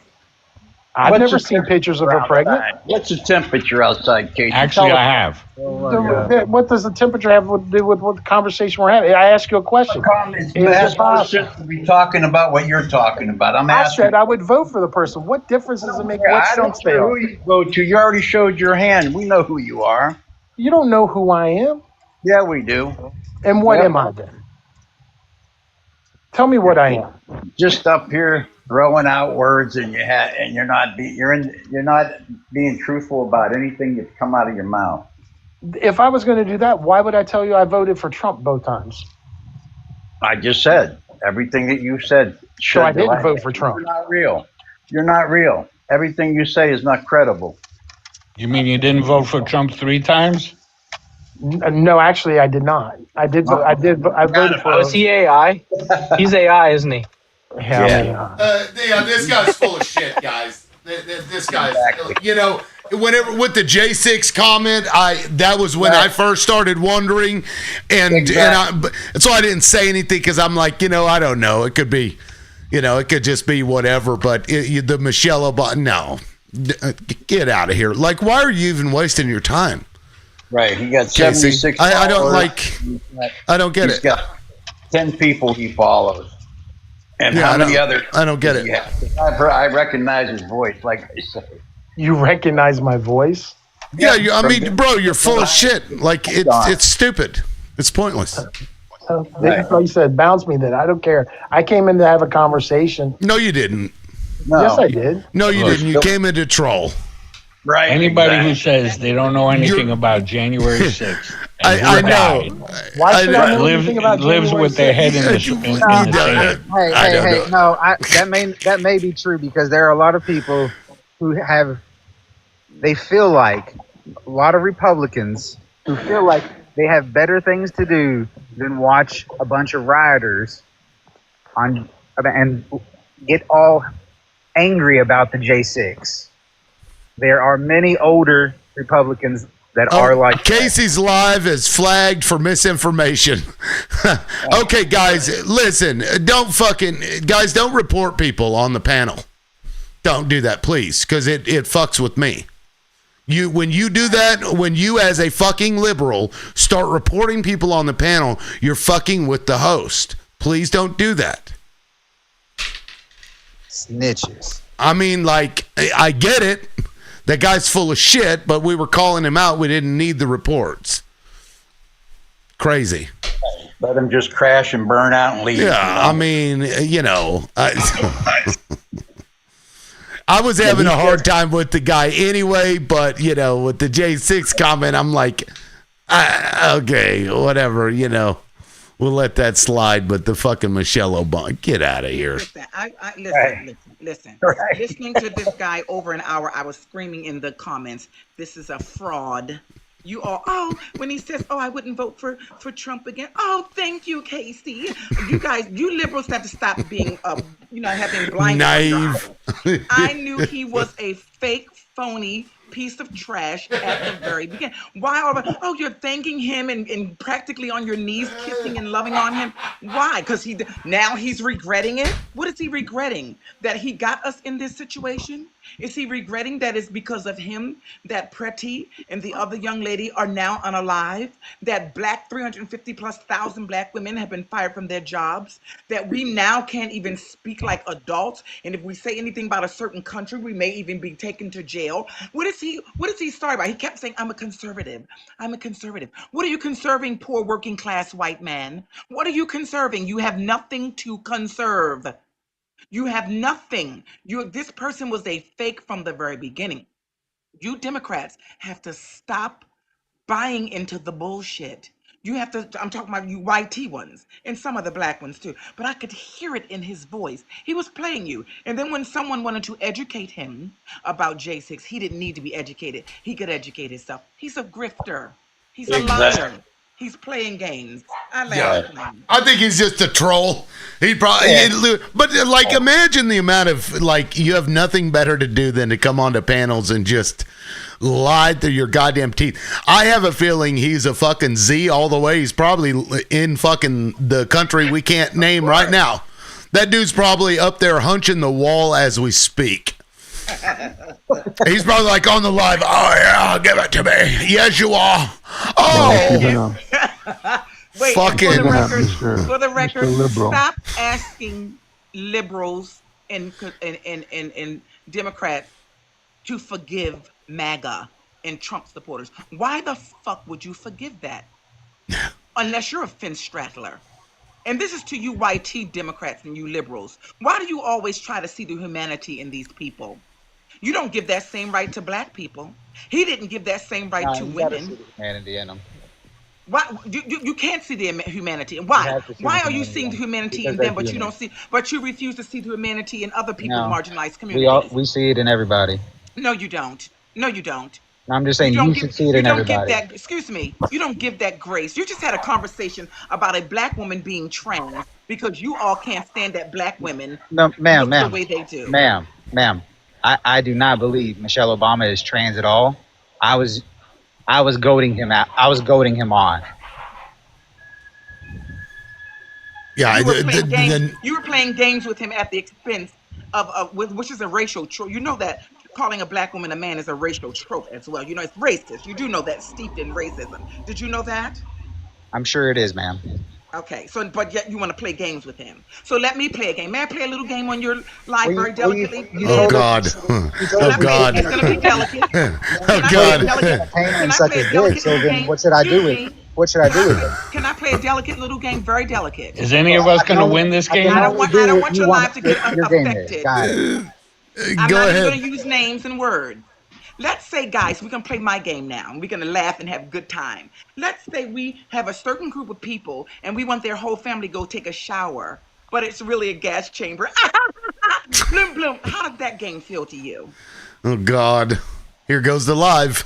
No, I didn't say anything. So I'm saying playing games with people at the expense of black people or other marginalized people, it's not cute. And the only people that you all seem to get offended is when a certain group of people want to play games with. Those people are untouchable, but yet you continue to play games with black people and calling women men and all this other bullshit. But yet when we try to play games with you, you don't like them. Well, ma'am, I'm a Republican. I never call a woman a man or a man or a woman. Stop the game playing. You're a Republican because you're a white supremacist. That's why. That's the only reason. I would be embarrassed to call myself a Republican at this day and age. You're definitely mad. I never voted for Trump. I've never voted for Trump, and I'm not MAGA, and I'm not a conservative. I'm a Republican because I'm a liberal because I believe in liberty, ma'am. Did you vote for Kamala Harris? I voted for Kamala Harris. Yes, ma'am. Wonderful. Then now I can have a conversation with you. You may be the type of person, instead of playing games with that KC or this disgusting Chip over here, because I saw your comments, Chip, calling Michelle Obama Big Mike. Well, call your mother Big Mike. Okay? I never said that. I never said that. Not you, sweetheart. Chip Chip in the comments. Did So you might Chip? want to talk Did you? to Chip. He Do calls you her think Big that? Mike. Yes. Do you think that Michelle Obama is a man? No, I don't. I said people call her Big Mike. I said it's her nickname. I didn't say I think she is. Yeah. No, that's not her fucking nickname. That's a name That's that what- white On the supremacist conservative side, racists refer to gave her as her. Big Mike. Is what I was That's what maggots call him. Yeah. I mean, it's all over fucking. It's probably trending on Twitter now. But don't forget, Melania's name is Melvin. Melvin Yeah, Trump. Melania Melvin. is that big 6 foot tall a piece of trash with a frozen face. Get the fuck out of here with this bullshit. I saw somebody. No, you heard saying me that- say I cannot that- forgive people that voted for Trump a second time. You heard me say that. I saw a meme earlier that it said that they're going to start using all of the Melania theaters that are empty as detention centers. I saw somebody She said post the that. night of the premiere that she had one pre-sale ticket, and it was a reporter going to report on what the film was about. It's embarrassing. Oh, wow. And you know what's so funny though? You guys bring up Melania. Well, when Michelle Obama released her autobiography, it was a beautiful masterpiece. It was a massive book. And then Melania releases her autobiography, and it's like a little 10-page pamphlet that I could read in a fucking night or read to a Drop me. I'm kindergarten being class. reported. Somebody's reporting me. Drop me. I got Yeah, I got you. Oh, now the live's restricted for 10 minutes. Well, I saw that coming. Whoever that was, fucking East LA, is that you? I do not, absolutely do not report anyone. This is the accusation that's been launched against me that really bothers me the most. Did I launch an accusation or did I ask you a question? Let me tell you something, my friend. Those who report, I don't get involved with the whole reporting, nor do I get involved with the doxing thing. I just don't do them. That's all. So. Real quick, I want to pull this up. Free tickets plus $50 for Melania movie. Craigslist ad. Oh shit. Craigslist ad offers money for documentary. Says must remain in seats for entire film. Fuck, I know. Oh my god! I wonder if that's real because somebody could probably just create that and. You know, you gave me an idea. Maybe I should just go sit outside the theater and keep filming to see who's going to be buy a ticket while I'm filming. Bro. You can't film, bro. That's a federal offense. No, outside. He said outside. No, it don't matter. You can't film anywhere anymore. It's a federal offense. No, it isn't. I saw somebody say that if it was shown on an airplane, people would still walk out. Mr. That's nice. That was excellent. That's a good one. Mr. Liberal, Anyway, what's up?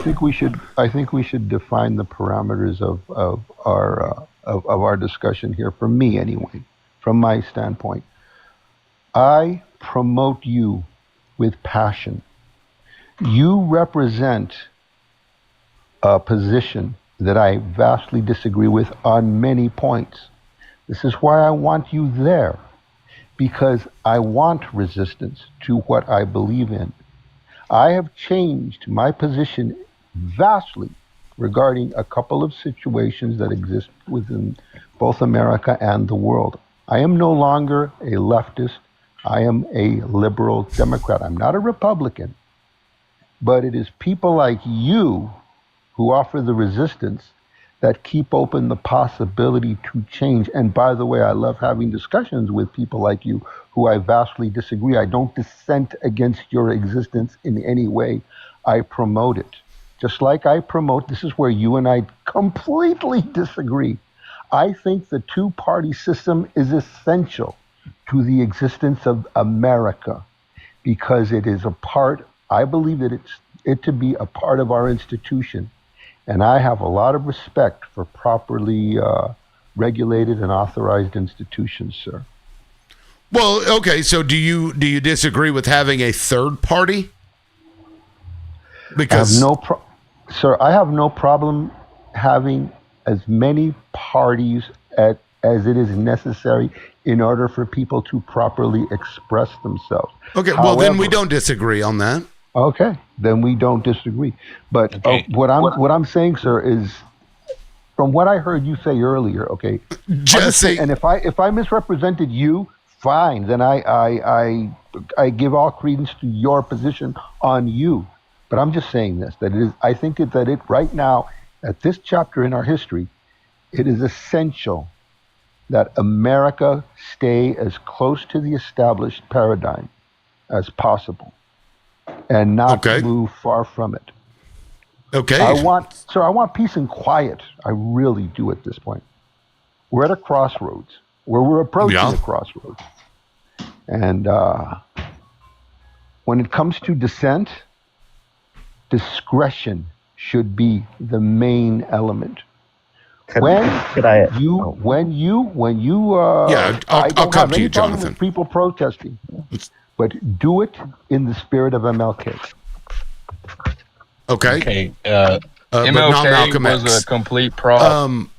Yeah. Well, Jonathan wanted to jump in there. Jonathan, did you want to say something? Go ahead, man.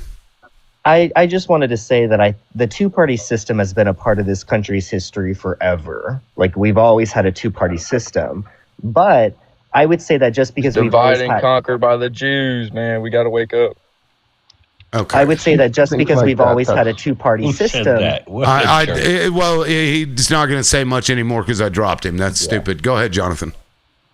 But I would say that just because we've always had a two-party system, that does not necessarily make it a good thing, right, in our government, right? Every other country that has more of a multi-party system, whether it be Germany, I believe Finland's the country with like a beer party, Portugal has a communist party, right? All of these countries have like a multi-party system. They are ranked much higher on the scale of democracy than the United States does, right? Because they have more parties with more representation, more ideas, right, that are presented and proposed. And overall, it's just a lot better. They have thriving democracies, and we're kind of stuck with this binary that we lived in. And I understand what you're saying, East LA, with like defending our institutions and whatnot. But I think a lot of people out there would like to see maybe a little bit more than what we have right now, because what we have right now with this binary, it just is not working for people, and something clearly has to change. That's just my opinion. Jonathan, well, in Australia, can I just throw something in there real quick? In Australia, they have a three-party system. The independents, though, have unified. They're not talking against each other. They've all come together just the way the Democrats do, the Republicans do. Their third-party system, that third party is a unified system. That's what we don't have here. The independents want their own way. Oh, I like to see this happen. I'd like to see that happen. But it's not happening. Jonathan, if I could ask you a very brief question, sir. What were the nations that you mentioned that have a higher rating of democracy than America? Well, there's so many at this point, but like Finland, Norway, Germany, Spain, Portugal, all of those countries rank higher on the scale of democracy than the United States. We've actually been declining in terms of democracy over the last 15 to 20 years. In fact, we're considered more of a flawed democracy now. Okay, well, except for Germany, sir, the one element that those other nations that you mentioned do not have is power. America is burdened with a unique responsibility in that we are extremely powerful. Therefore, within that power, it is our responsibility to properly position ourselves throughout the entire planet in a way that will stabilize the globe, as opposed to what could happen if China and or Russia were to attain the prominence that we now occupy. That's nonsense. Yeah. That's you nonsense. Can think what you want. No, it is nonsense because That's how China, we disagree, sir. China and Russia haven't been in a position to where you can say with certainty that they would cause problems around the globe. That's you assuming. Oh, yes, you can, sir. That's you assuming. Yes, Russia's kind of obvious at this point, isn't it? Yeah, I'm just saying that if after World War II the United States hadn't basically like made them out to be the enemy, I think things today would have been a lot different. We put them the Soviet Union? Yes, correct. Sir, the Soviet Union was a complete danger to the stability of the entire planet, sir. And it got fucked up in World War II, didn't it? Because they made a bad decision they shacked up with Hitler, and they turned on them, and that country got fucked. They lost 80 million fucking people in that war. And after the war, we had an opportunity. We could have all come together, but Russia instead didn't team we up with the Nazis. instead yes they did. Let me know when it's my turn. I'll answer that. In World War II, they were on the. They were not. No. Before, yes, they were before the battle of what was it, Operation Barbarossa. The Soviet Union, headed by Stalin, made a non-aggression pact with Hitler, and the Germans and the Russians invaded Poland together at the start of World War II. And then when Operation Sea Lion, which was going to be the German invasion of Britain, was being planned, right, Mr. Mustache Man became frustrated by how slow that was taking, so he decided to do a surprise attack on the Soviet Union, and that's why they defected to joining the Allied powers and fighting against Germany. So at first the Soviet Union decided to partner with Germany. Yes, Jonathan, you left a key element out, and the key element is that Joseph Stalin knew within every fiber of his existence that the Germans were going to attack him. The thing that he miscalculated was the time of the attack, sir. War with Russia and Germany was inevitable. He knew that Hitler was obsessed by two things, the J people and the Russians, but his primary obsession was with Russia, actually. And within Russia, Mustache Man unalived probably, 10 million people that were not combatants? They got slammed. He knew. Joseph Stalin knew exactly what he was coming. The idiocy of this man was that he completely miscalculated the time element and was caught completely off guard. Sound familiar? Yeah. You know what? When people get caught off guard, there is zero conspiracy ever involved. Okay, but the United States being in control, we have destroyed nations, we have unalived people, and so, if we're the ones that are in charge of everything, we're doing a pretty piss poor job of it. So maybe we shouldn't be, and you're like, we have a unique position to do this, we don't have to do this, we choose to do it. If you fill that power vacuum with nations like either Russia or China, or are you allowed to say the C word because of TikTok? By the way, I don't want to get. I don't know. Okay. I assume so. Let's designate the third. Let's designate the third superpower, Russia and or the third superpower. Before we were an international power, we were a regional power. That's the point they are right now. As regional powers, both of them have unalived many more people as regional powers than the United States did. Both of them committed crimes against humanity that far outweigh the American ones. Russia, under Stalin, how many tens of millions were put to gulag? The whole concept of the gulag. Are you forgetting about the indigenous of this country? Do they just not exist to you? What about the Tatars? And by the way, when you talk about the indigenous... Dude, my people didn't even get citizenship until the 1920s, 1924. Sir, when you talk so you're talking about they've done work, like, man, you're like comparing things where people do terrible shit. This is 2026. Are you aware of the Ittelman people, sir? The Ittelman people? Yes. No. The Ittelman they used to be people, called the Little Man people. No. Let me finish, please. And I'll be very brief. Then they took an L and they became the Ittelmen. They live. That's it. They live in eastern Russia. Okay. If you look at their society, I dated a girl who was Ittelman. This is how I learned about this. Okay. If you look at their society, they literally live exactly as the Native Americans. They were probably the people that walked over the Bering Strait into America. Okay. The Don Cossacks. Fuck does that have to do with anything that we're talking about? Let me finish. I'm about to land my plane, sir. The Don Cossacks literally decimated the Itelmen people in eastern Russia in order to establish power. They've literally done the exact same thing that we have done, except on a much larger scale, including with people that are just like the Native Americans. So they did the same thing that we did, and yet we're allowed to police and be mean to people, but they aren't? Yep. No, sir. When they did it. Again, listen to me carefully. They did bad things that we did. But let me answer you, because I'm just going to answer. It's just going to take one sentence. When we did them, you can, regardless of what estimates, how many millions, the estimates that of their unalivements were far heavier, far higher than ours. You're talking about the Tatars, you're talking about the Itelmens, you're talking about the Ukrainian HCOS or G-side.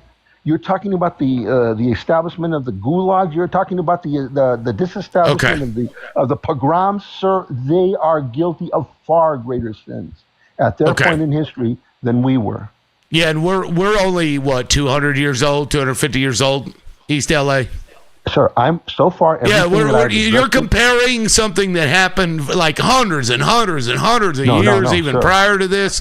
Yes, that's what you're doing. Listen to me carefully, sir. I just mentioned the Ukrainian G side, the relocation of the Tatars. The Itelmens was long ago. Okay, so that one, yes. Okay, around the same time, I believe, as the Native Americans. But the other ones, the Gulag Archipelago, the pogroms, these are things that took place during the 20th century, sir. When between Stalin's power period of 1923 to 1953, some 10, 20 million, maybe more than 20 million innocent people were unalived by the hand of Joseph Stalin. That is a crime against humanity that far surpasses anything that America did. China también, the same thing. Many millions of people.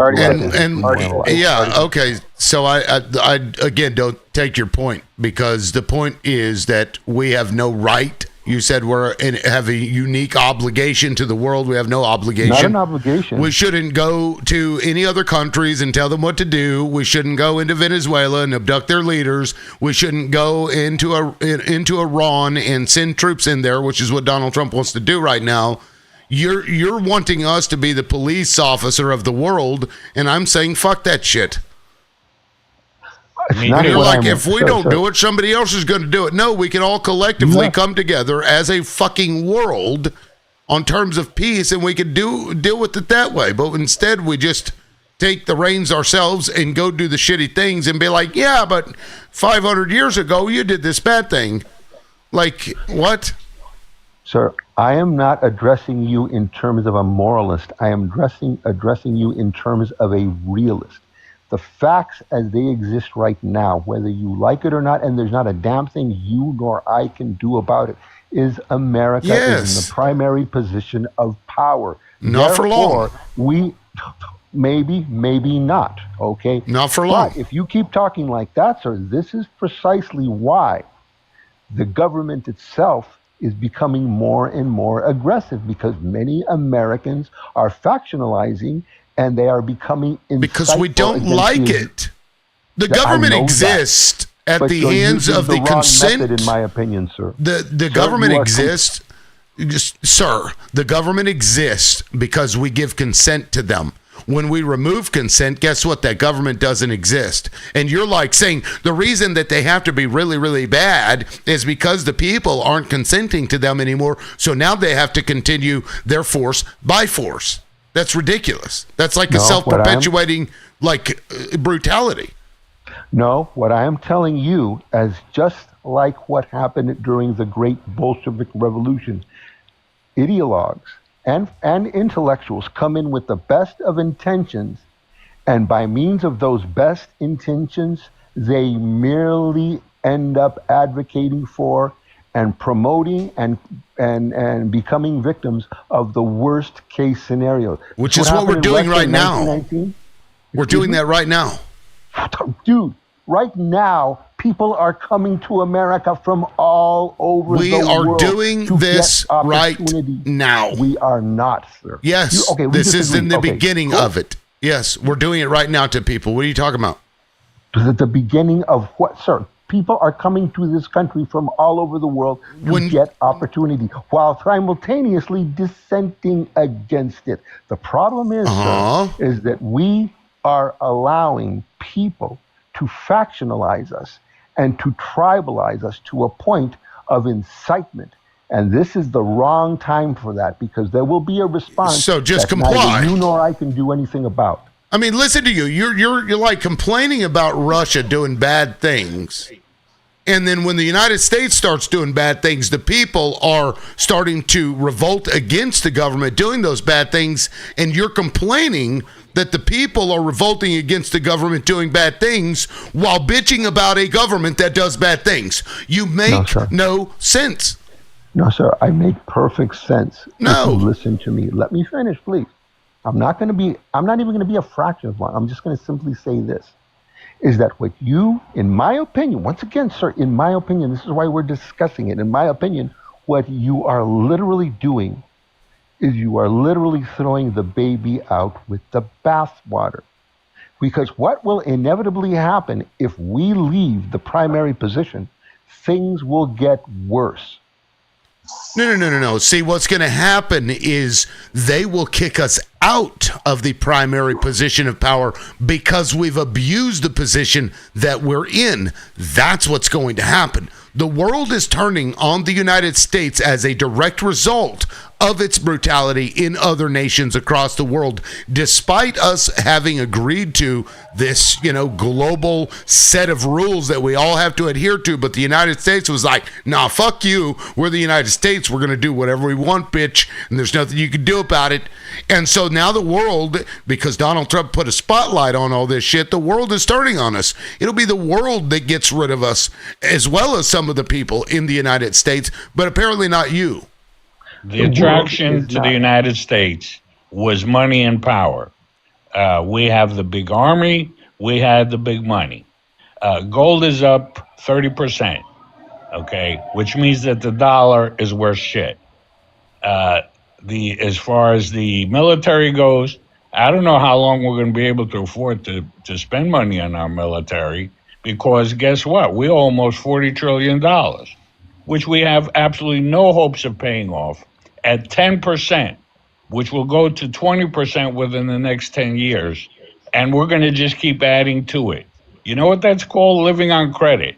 We're going to have to call a credit expert to help us get out of debt. Consolidate. We got to consolidate our debt. Yeah. 1-900, get fucked. So we're not the land of opportunity anymore.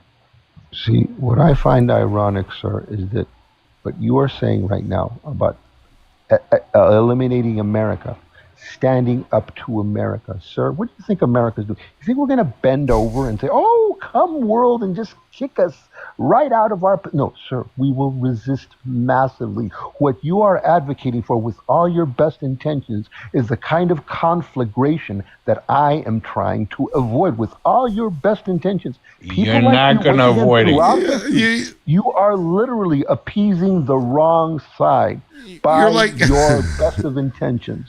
Does the United States engage in bad behavior, East LA? Of course they do, yes. Okay, and should we stop doing that?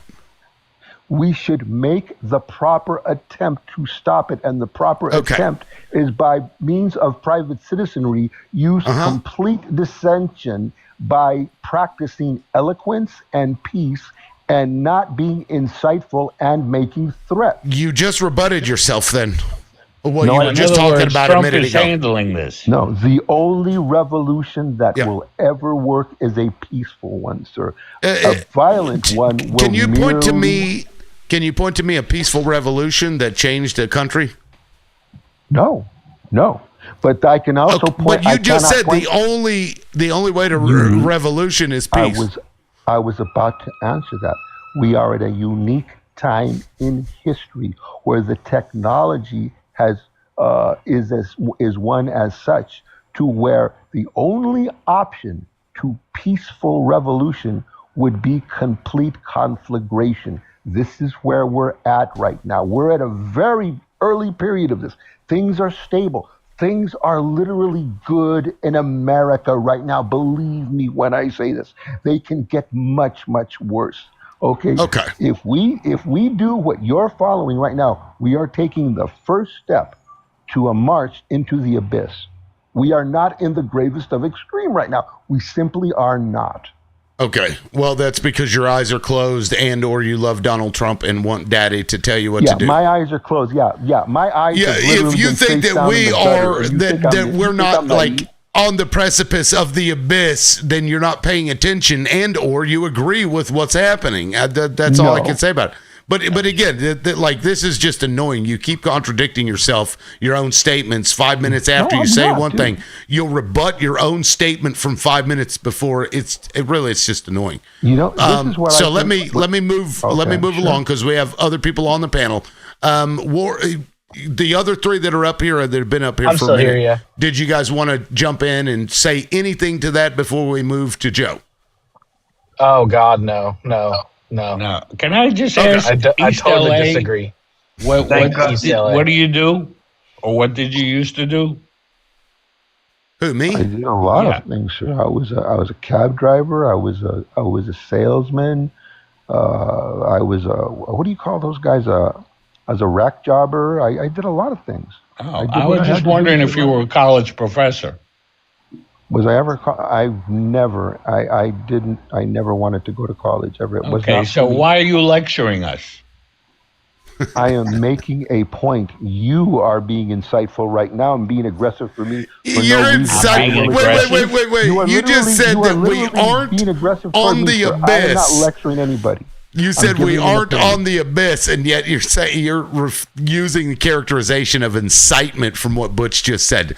That's get the because fuck this out of here, addresses- Joe. Welcome in. Go ahead, man.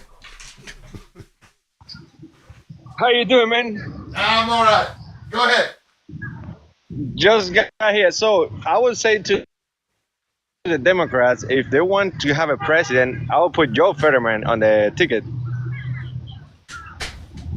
That's the only Democrat that I'll vote for. And honestly, I'll vote over any Republican too.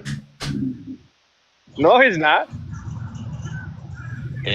Fetterman is a turncoat. He just got common sense. No, he went down to visit Trump in Mar-a-Lago, and all of a sudden, his views changed on at least 5 things. Liberal, who are these people coming on your panel? My goodness. What is going on? Oh my goodness, you got your feelings hurt because somebody voted for Trump. Grow up, man. You hate people because they vote for Trump. I heard you before. Come on, grow up.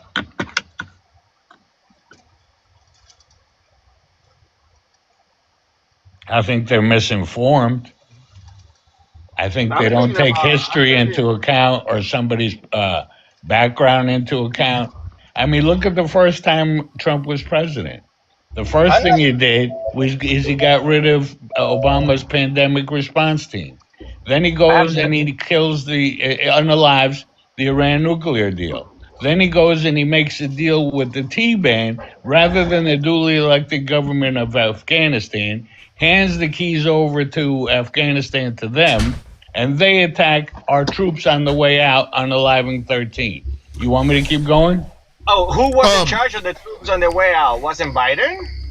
It was under, wait a minute, it was an order and it was a signed declaration by Donald Trump as to when and how many troops would be in there.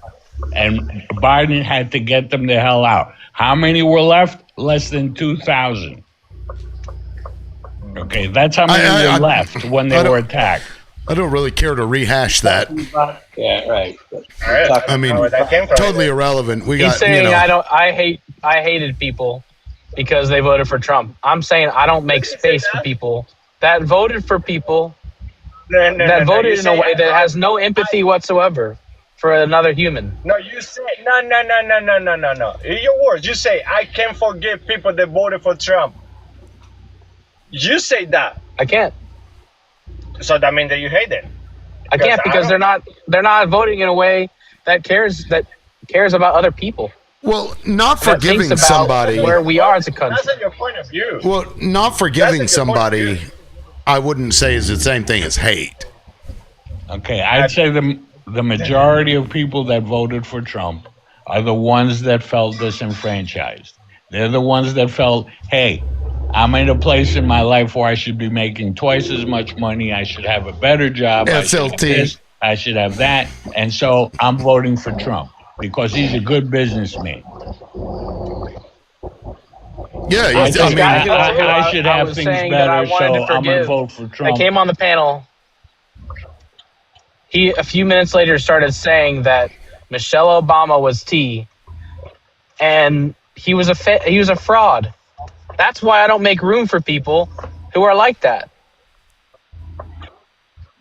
I don't hate people. That's not what you say. That's not what you say. You say, I can't forgive people that voted for Trump. That's exactly your word. I heard you. I was down in the comment section. Well, I mean, I don't hate. I can't. Is there something wrong with that? Do they have to forgive them? I don't care whether they forgive or not. I think it is wrong. Like, if you have a friend that has different point of view than you're gonna hate them for that. Okay, well, so if somebody comes across the border, if somebody comes into the United States without permission, will you forgive them? Absolutely. Yeah. Do you forgive the people that voted for Hitler? Before or after you deport them with ICE? I'm sorry? Is that before or after you deport them with ICE? Do you forgive them after or before? That depends on the circumstance. If they've been here for 30 years, never tried to do it the right thing, yes, absolutely, deport them. If they've been here for 30 years and have done the right thing, deport them? Or did I hear you wrong? No, you hear me right. So, are you born here? So you don't forgive them? I do forgive them. I had nothing against them. Are you born here? No, what are you talking about? Whoa. You're like, I'm going to forgive you, but I'm still going to punish the fuck out of you even 30 years later when you're still living right? That's not forgiveness. No, so you hold a standard for other people that you don't have for yourself, Joe? No. Wait, Tim. You're switching everything around. If you get here illegally, right, and you haven't committed crime, and you go through the immigration process, and like 2, 3, 4, 5 years, you got your paper, but you started doing it the day you got here, I'm okay with that. However you got here, I don't care. But if you've been here for 30 years, not paying taxes, doing this, doing that, and not planning to get your documents on track, I don't feel bad for you because I sent you back. No, because you didn't do nothing to be here legally. You just didn't do nothing. So you don't forgive them. Okay, so you don't forgive them. But you want war to forgive somebody who voted for a guy that comes in there and starts unaliving everybody's constitutional rights. But you're more worried about the guy that came across the border 30 years ago and is still here, and you won't forgive that person. Okay. I didn't say that I forget or I hate it. I didn't say that. What I'm saying is I can't care less if you get deported back because you didn't do your things right. That's what I'm saying. A lot of these people pay taxes, okay? They pay over $2 billion in taxes. On what, sales taxes? No. And income taxes. You can get sales taxes as well. Yeah, Joe, you can get an I-10 number even if you're undocumented so that you can pay taxes while you're working. Yes, but you're not entitled to benefits. You're not entitled to retirement. You're not entitled to a pension. You're not entitled to Medicaid. So you're basically shit out of luck while you're here. And so this is the American dream. Okay, I said, let's be honest here between everybody here, and let's not play sides of games. How many of the people that's been here for 30 years or more or less and hasn't planned to have any type of papers pay taxes?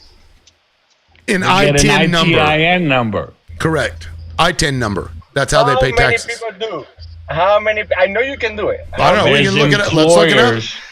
Employers have to report what they pay out so that they can deduct it.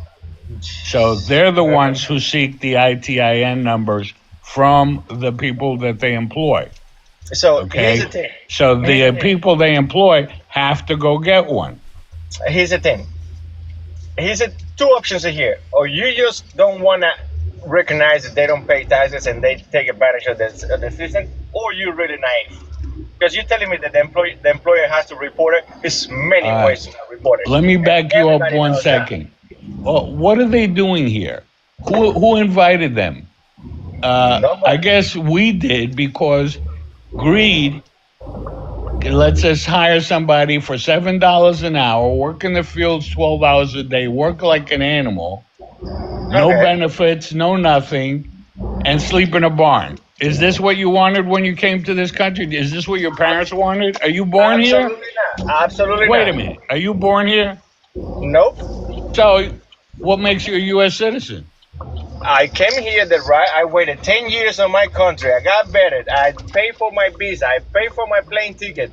I got here with the resident card. I had an interview on the freaking embassy to tell me then yes or not. And when I got here, I had paper, I had documents, I will work for the right way or whatever we want to call it. Pay my taxes. 5 years later, I applied for my citizenship. And I got it. Did you serve in the military?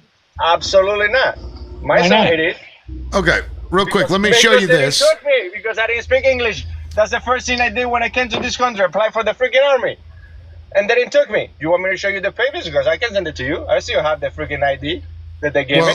Let me show you this real quick. This is from the government here. Are all I-10 filers undocumented workers? No. While most I-10 filers likely are undocumented, many are non-residents who have federal tax filing responsibilities and who are unable to acquire a Social Security number.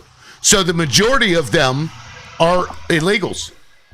The majority of people with I-10 numbers that are paying taxes into the federal government through this individual tax identification number, that's what it is. They're paying taxes. They get absolutely nothing in return. I get it, Tim, but that's not what I'm talking about. I get that you can get that. I get that part. What I'm saying is 80% or more don't do that. No, you're wrong about the percentage. You're talking maybe 15%. How many I-10 numbers we have at this moment? That I don't know. Let's see here. 26 million was in 1996. Since then, it's issued 26 million. At the end of 2022, there were 6 million active I-10s on file. 6 million. Yeah. We got the 6 million, but wait a minute. That's Just on the West Coast. the people Hold on. who came here with permission, okay? They're still immigrants. Correct, but they came here with the permission. Okay, so did my dad. The majority did not. Did you guys not hear me just read that? The majority of I-10 holders are undocumented. Correct, absolutely, you're right. So what I'm trying to say is like, to answer to what the Chargers say, danger, my eyes are getting bad. I just ordered my glasses. 6 million at reporter on 2022, right? Let's go by 2022. Let's say 80% of that, they are illegal immigrants, like you say, the majority. Let's say 80%. So that's like what, 4 million, right? We have over 35, 40 million people illegally undocumented in this country. So that meant that make 80% of these people are not paying taxes. Actually, if they buy anything in this country, they were paying taxes. That's sales taxes. And that's still taxes. And it benefits their communities, doesn't it? Tim, does it benefit the states and the communities? Yes, it does. Okay, Tim, but what about this? Now, let's say we gave resident to everybody, so everybody has to pay taxes, right? Okay. Let's not kick everybody out. You want to work? Your residence gonna cost you $2,000, $3,000, $4,000, whatever the number might be, right? I'm not gonna charge you now, but you're gonna have to pay me every paycheck if you don't have the money, or you can pay me now. It's up to you, right? But now you have to pay federal tax, state tax, whatever your case might be. So now we've become coyotes. Okay, I guess I don't follow. We're coyotes now. How about this? Raise these 20 million people that works without paying taxes.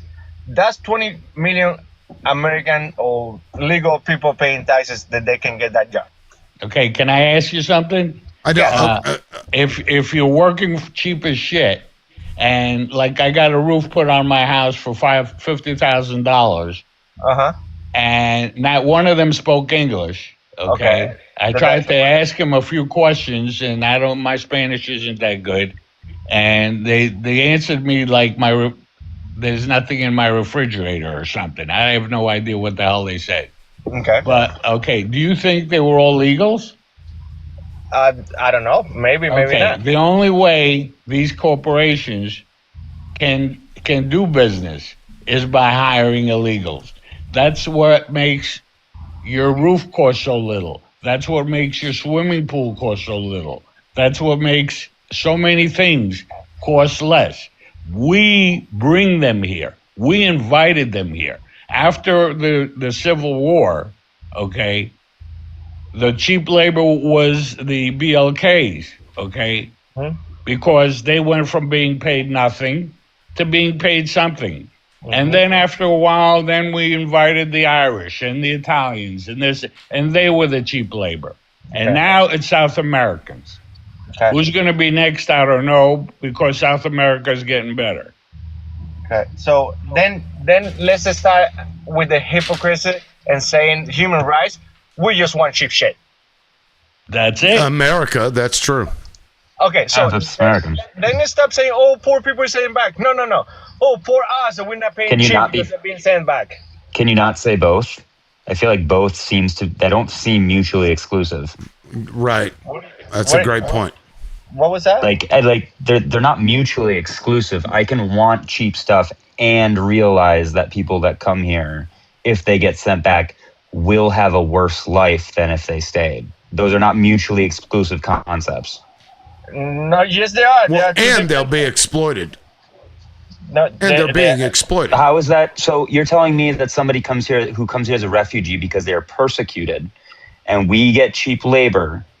Oh no! Those people that get here persecuted and refugee, they get paper and they can work for more money. Just to be clear, though, right? Because not everybody in the U.S. gets granted asylum in that way. Okay. So there's a pretty specific route that you have to follow for that. So if they don't fall under our asylum laws or global asylum laws, but they'd still live a worse life where they would live in an area that maybe they would get persecuted in, maybe not for a protected class, I can't say that I would rather have them here than go back and get persecuted. I have to say that I only want cheap stuff. That's your argument with this? Yeah, that's what it is, basically. Well, that's what you did, Joe. Joe, that's what you did. That's what your family did. No. That was the whole explanation here. Oh, if we send it back, now we're going to have to pay more for this and this. That's what you're saying? That's also true. They're not mutually exclusive concepts. So which one is this? One or the other one? They're not mutually exclusive. That's literally what that means. Okay. It doesn't have to be one or the other one. That's what that means. Okay, so you feel bad for them going back and for your pocket to pay more? Yes. Yes, yeah. It's possible to feel both. Yeah, to me, that's hypocrisy. It's either or. It's either or. It's black or white. No. How is hypocrisy? Nothing is black or white. Tim. Not even the colors black and white. That's true. Tim. With me, it is. So no. Not with anybody else. Like literally, even the colors are not just black and white because you call something black that is a shade of black and not fully black. You call something white that is a shade of white. There's nothing that's black and white, Joe. So listen to me real quick, right? You're a nice guy. You're a good person. Let's say I try. A kid from your house now, close to your house that you know, and this and that. Something happened to his parents and he needs foster. Will you give it to him? If something happened to a kid, say what now? His parents, something happened to his parents and they're gonna be in the hospital for 6 months, let's say, right? And they need somebody to take care of that kid. Will you help that kid? I can prove that I would because I had a lady that hold on. I'll just tell this quick story. I had a lady that was hurting and she needed help. I didn't really know the lady, so my wife and I brought her in. She was living. She had a newborn. She ends up getting arrested at my front door because apparently she was running from her parents, so she had stolen a bunch of shit. And they didn't take the child. So here I am with this child, and I was willing to raise that fucking child to adulthood if I needed to. But I, looked and looked and looked. I finally found the lady's grandparents. Luckily, I had to dig through her shit to figure it out. But yes, I would have and have done exactly what you just asked. With nothing else in your mind, just trying to help that child, right? Well, of course. What the fuck am I supposed to do? Just drop it off at the local baby shop? No. I mean, it is my responsibility as a person in my community to take care of children. Absolutely. Okay. Yeah. He's at the dark side of that. You never thought about the $800 that the government will give you for foster that child, right? They wouldn't have given me $800. The $800 is supposed to be for the child's care. The $800 for the child. Yeah. But how many people is out there? You hear Tim? He didn't even knew about the money. Many people. I don't think I would have even applied for it. Many people take 5-6 kids in the house just for the $800. Yeah. So that's not being a good person. But it's the same hypocrisy. Like, that's not being a good person. That's just taking advantage of that child because you're gonna get $800 a month, and that child is maybe not even eating. Well, that's social services problem. They should check up on these people. Right. Yeah, I don't understand what that really has to do with what we're talking about with us. I don't either. Don't send the immigrants back because we have to pay more money. Let me take this child so I can get $800. You see the Well, I'm not going to steal somebody's child. No, it's not like. I don't see any similarity whatsoever. Yeah, you seem to be conflating like two issues that. So what we're saying is you can understand the context of them coming here where it would be a better life here and still be happy that we benefit from the fact that they came here. But you're leaving. Those are not mutually exclusive things. When you say that we benefit from them, sir, when you say that we benefit from them, you're leaving out a very important factor here, and that is that they literally crawl over hell to get here, number one. And number two, when you talk about the Irish, when you talk about the Italians, when you talk about the Jewish people, and when you talk about the Mexicans, they literally live in ghettos and barrios for many, many years to establish themselves. They live in small apartments, literally with bunk beds in the bathroom and in the living room next to each other, okay, to stay here. And you know what they say? They say, hey, I'm fine. You want to go back? No, I'm good right here where I am. Because what they have here, in spite of the suffering that they may go through, that they don't have in their home countries, is hope, my brother. Hope is everything. This is what America provides people, hope. You can paint it with another kind of lipstick. You can call it what it is not. They have hope. That's why they stay. Regardless of who they are, they end up staying and they don't go back. That speaks volumes for the validity of the American system. But also, like, you keep saying, like, oh, so you want this. But, like, these people we're not, like, kidnapping these people to come here. They're coming here willingly. And, like, realistically, if you're looking at, like, the amount of pay that they make more money here. They also have to pay more here. And they send money home, too. Yep. They do send money home, but they also had to pay more in here than what they used to pay over there. They made a house that what came, and I'm not justifying them or anybody. I'm saying the whole thing. People is justifying the people not being sent back because they don't want to pay more, and I'm talking about politicians and I'm talking about corporations, and they are putting that on your head. Oh, poor people. They don't give a shit about these poor people. They give a shit about their pockets. Who? And we are falling on that Mr. trap. Liberal Loudmouth, sir, I'm going to get on the bus today, right? I'm going to interact, and I'm going to go into communities that are Iranian, I'm going to meet people that are Palestinian. I'm going to meet people that are Russian, okay? I'm going to have long discussions with them about what it's really like to live in Russia. You know why? Because their in my homeland. And you know why they're here? Because they don't want to be in their homeland anymore because they suffered too much in their homeland. You have got to give credit to this nation for what it means to other people. And what you want to do by calling for things like, general strikes to somehow marginalize our economy because you think you've got a problem with America, even though you and I are both as Americans are fat as hell compared to people all over the world. Sir, I'm saying is going on here? In my opinion, and I say this, by the way, I say this as somebody who was homeless for 4 years, by the way, severely homeless as a crippled person, okay? But yes, sir, you think that when I was homeless, even with my face in the gutter, if you would have told me, let's go to Gaza, relocate in Gaza, I would have told you, are you crazy? I'm not going to Gaza. I'm in America, dude. Okay, East LA. What are you? Look at the real situation. What are you? You said Mr. Liberal, and then you started bitching about general strikes. Which, by the way, those general strikes are done to protect immigrants who come here that you appear to be grateful for and think people should respect more. Which is what those general strikes are for. So I don't know what the fuck it is you're talking about. I don't know what you're arguing with. Okay, because quite simply, now is not the time for this method. It is unnecessary. All right. Well, then, then go counter protest.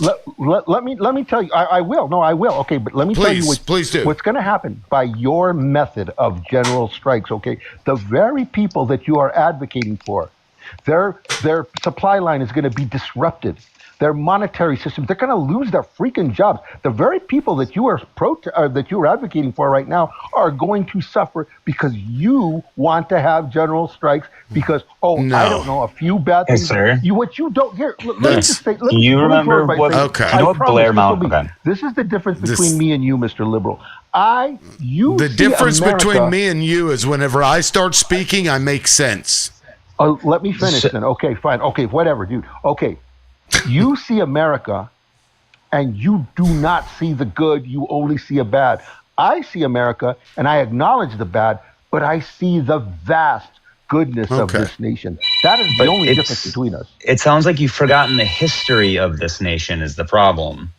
Because it seems like you're forgetting the thousands of liters of blood and tears that have been shed to bring these rights to us, especially labor rights that are getting eroded, and you don't see the seriousness of that. Because it's not the time for a general strike, it is definitely the time for a general strike. Do you remember Blair Mountain? We're heading back towards that. I remember Blair Witch Project. Blair Mountain was a battle between the U.S. federal government and the coal miners, where coal miners were using TNT to drive off the Pinkertons that the U.S. federal government and the coal industry hired to shut down the protests violently. We are careening as a country back towards that. Now is the time, more than anything, Dude, to be standing up for that. Sir, you are talking to a Mexican American. I am part of the history. Do you think I get up in the morning and if I got to hit the deck and I'm on a bus, right? All of a sudden, pew-pew shots are going on around because 40,000 of my people chose to gang up, okay? Do you think that I'm sitting on the floor of that bus sweating bullets, wondering if I'm going to live to see the end of the day?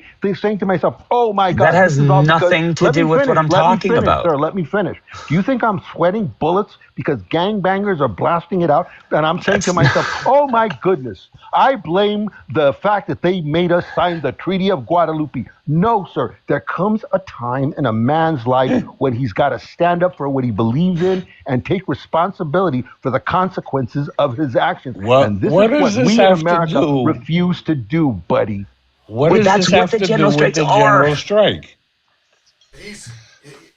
Again, a general strike at this point in our history merely equates to denying essential goods and services to the people who need it the most. You are taking the money. What is the general strike out of the mouths of why is the general strike? I dropped him. I can't. This guy is just, he's like, just, he knows the answer to everything. He's just, he's talking, he's making no sense. He's bringing up things that have nothing to do with the conversation. I'm done with it. Well, there was supposed to be. Good There God. was supposed to be a general strike today. Okay, basically people walking out and basically protesting and not going to work and slowing down the economy just so that the Trump administration realizes that they're not steady on top of the mountain, that they're on thin ice. And that's basically what it's all about. Joe. And of course, we got the same resistance on January 20th when it was planned once before. It didn't really work out. Joe, you were trying to say something also? Yeah, the strike. You think that's gonna hurt? Like the corporations? Because I don't think it will. No, it won't. It definitely will. That's what strikes do, man. Well, strikes have been proven to hurt corporations. Look at the laws around like air traffic controllers and strikes. Air traffic controllers are not allowed to go on strike because fundamentally the corporation, or I guess quote unquote corporation, i.e. the ATC, can't control or can't work without them. That's the point of a strike, is no work gets done. Right. So with no work getting done, yes, the corporations get hurt. The wheels of commerce stop spinning. Yeah, so since you know about ATF, I mean, controllers, air controllers, I have a question, and this has nothing I'm to do not with an expert on them. I just know the law, that You the know reason a that little law's bit. around. You might know enough, or somebody else does, because this is confusing shit for me. Why, when we had the government shutdown, does the controllers don't get paid? Don't they work for the airport?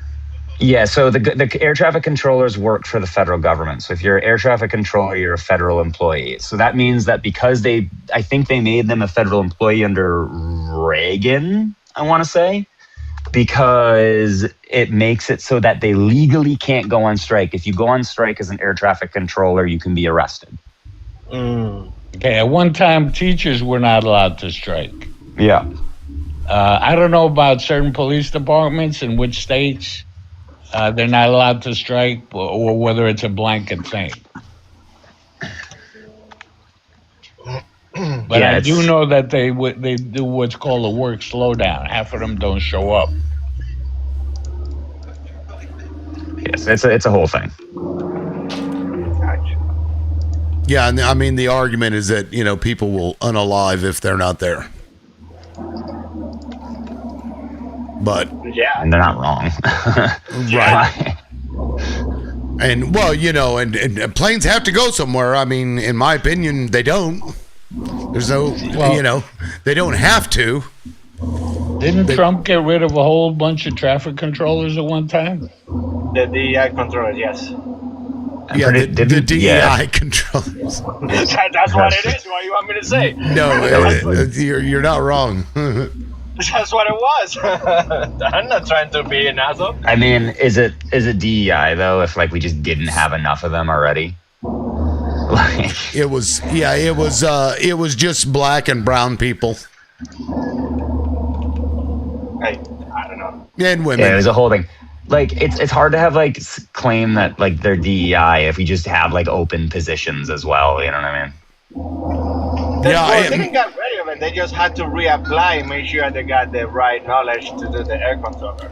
That's what it was, the whole DEI thing. But they always had the knowledge. It is very, very difficult to become an air traffic controller. It's extremely difficult. I know. Tell me about it. Yeah, I mean, I think the age limit is 24 to even apply, isn't it? Or is it 28? It's something like that. Not sure. Yeah. I had a because your brain doesn't work as quickly, and that's why you can still work until you're, I think, 30 something, but you can't even apply unless you're young. No, well, I had an air controller. He was on the 60, but it was in a different country. Yeah, in the U.S., he would have to. You're forced into retirement in your 50s, I think. Yeah, is it 50? Let's see. I think I'm not. You may be do right. not quote me on that. Yeah, it's young though. Shit, and I was just gonna try and apply. I'm 74. No, you don't. I mean, I hear they're looking. They might have relaxed their standards by this point. Yeah, because it's a meritocracy. You know, that's with the DEI program. 56. It's 56. 56, yeah.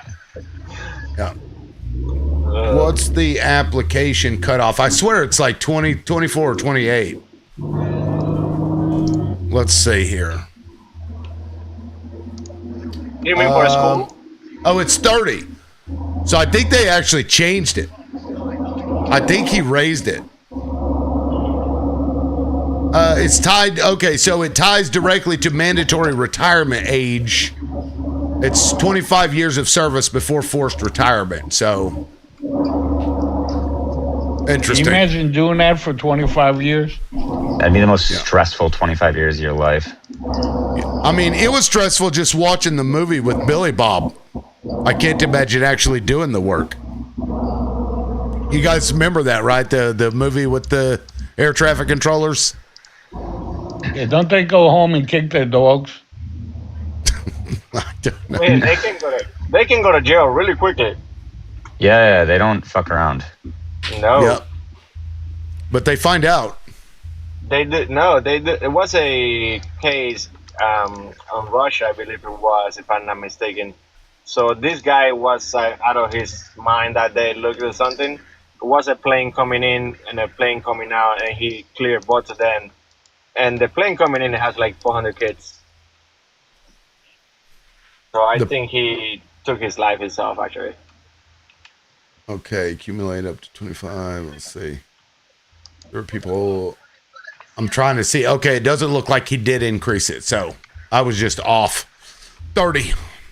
But I mean, imagine that you can't even apply to become one if you're over 30. That's pretty wild. To become, to go to school, you mean? Right. Yeah. It's crazy. But either way. Well, guys, I'm going to go ahead and shut her down. It is coming up on my 4-hour mark. I may be on tomorrow. I may take tomorrow off. I don't know yet. But if I am here, I'll be here at 9. I'll let you guys know in a video or something. Thank you all for the support. I appreciate it. Sucks we didn't get to 100K likes, but, that's fine. All right, guys, we'll see you tomorrow or Tuesday. Either one. Thank you all. Have a good one. Enjoy your weekend.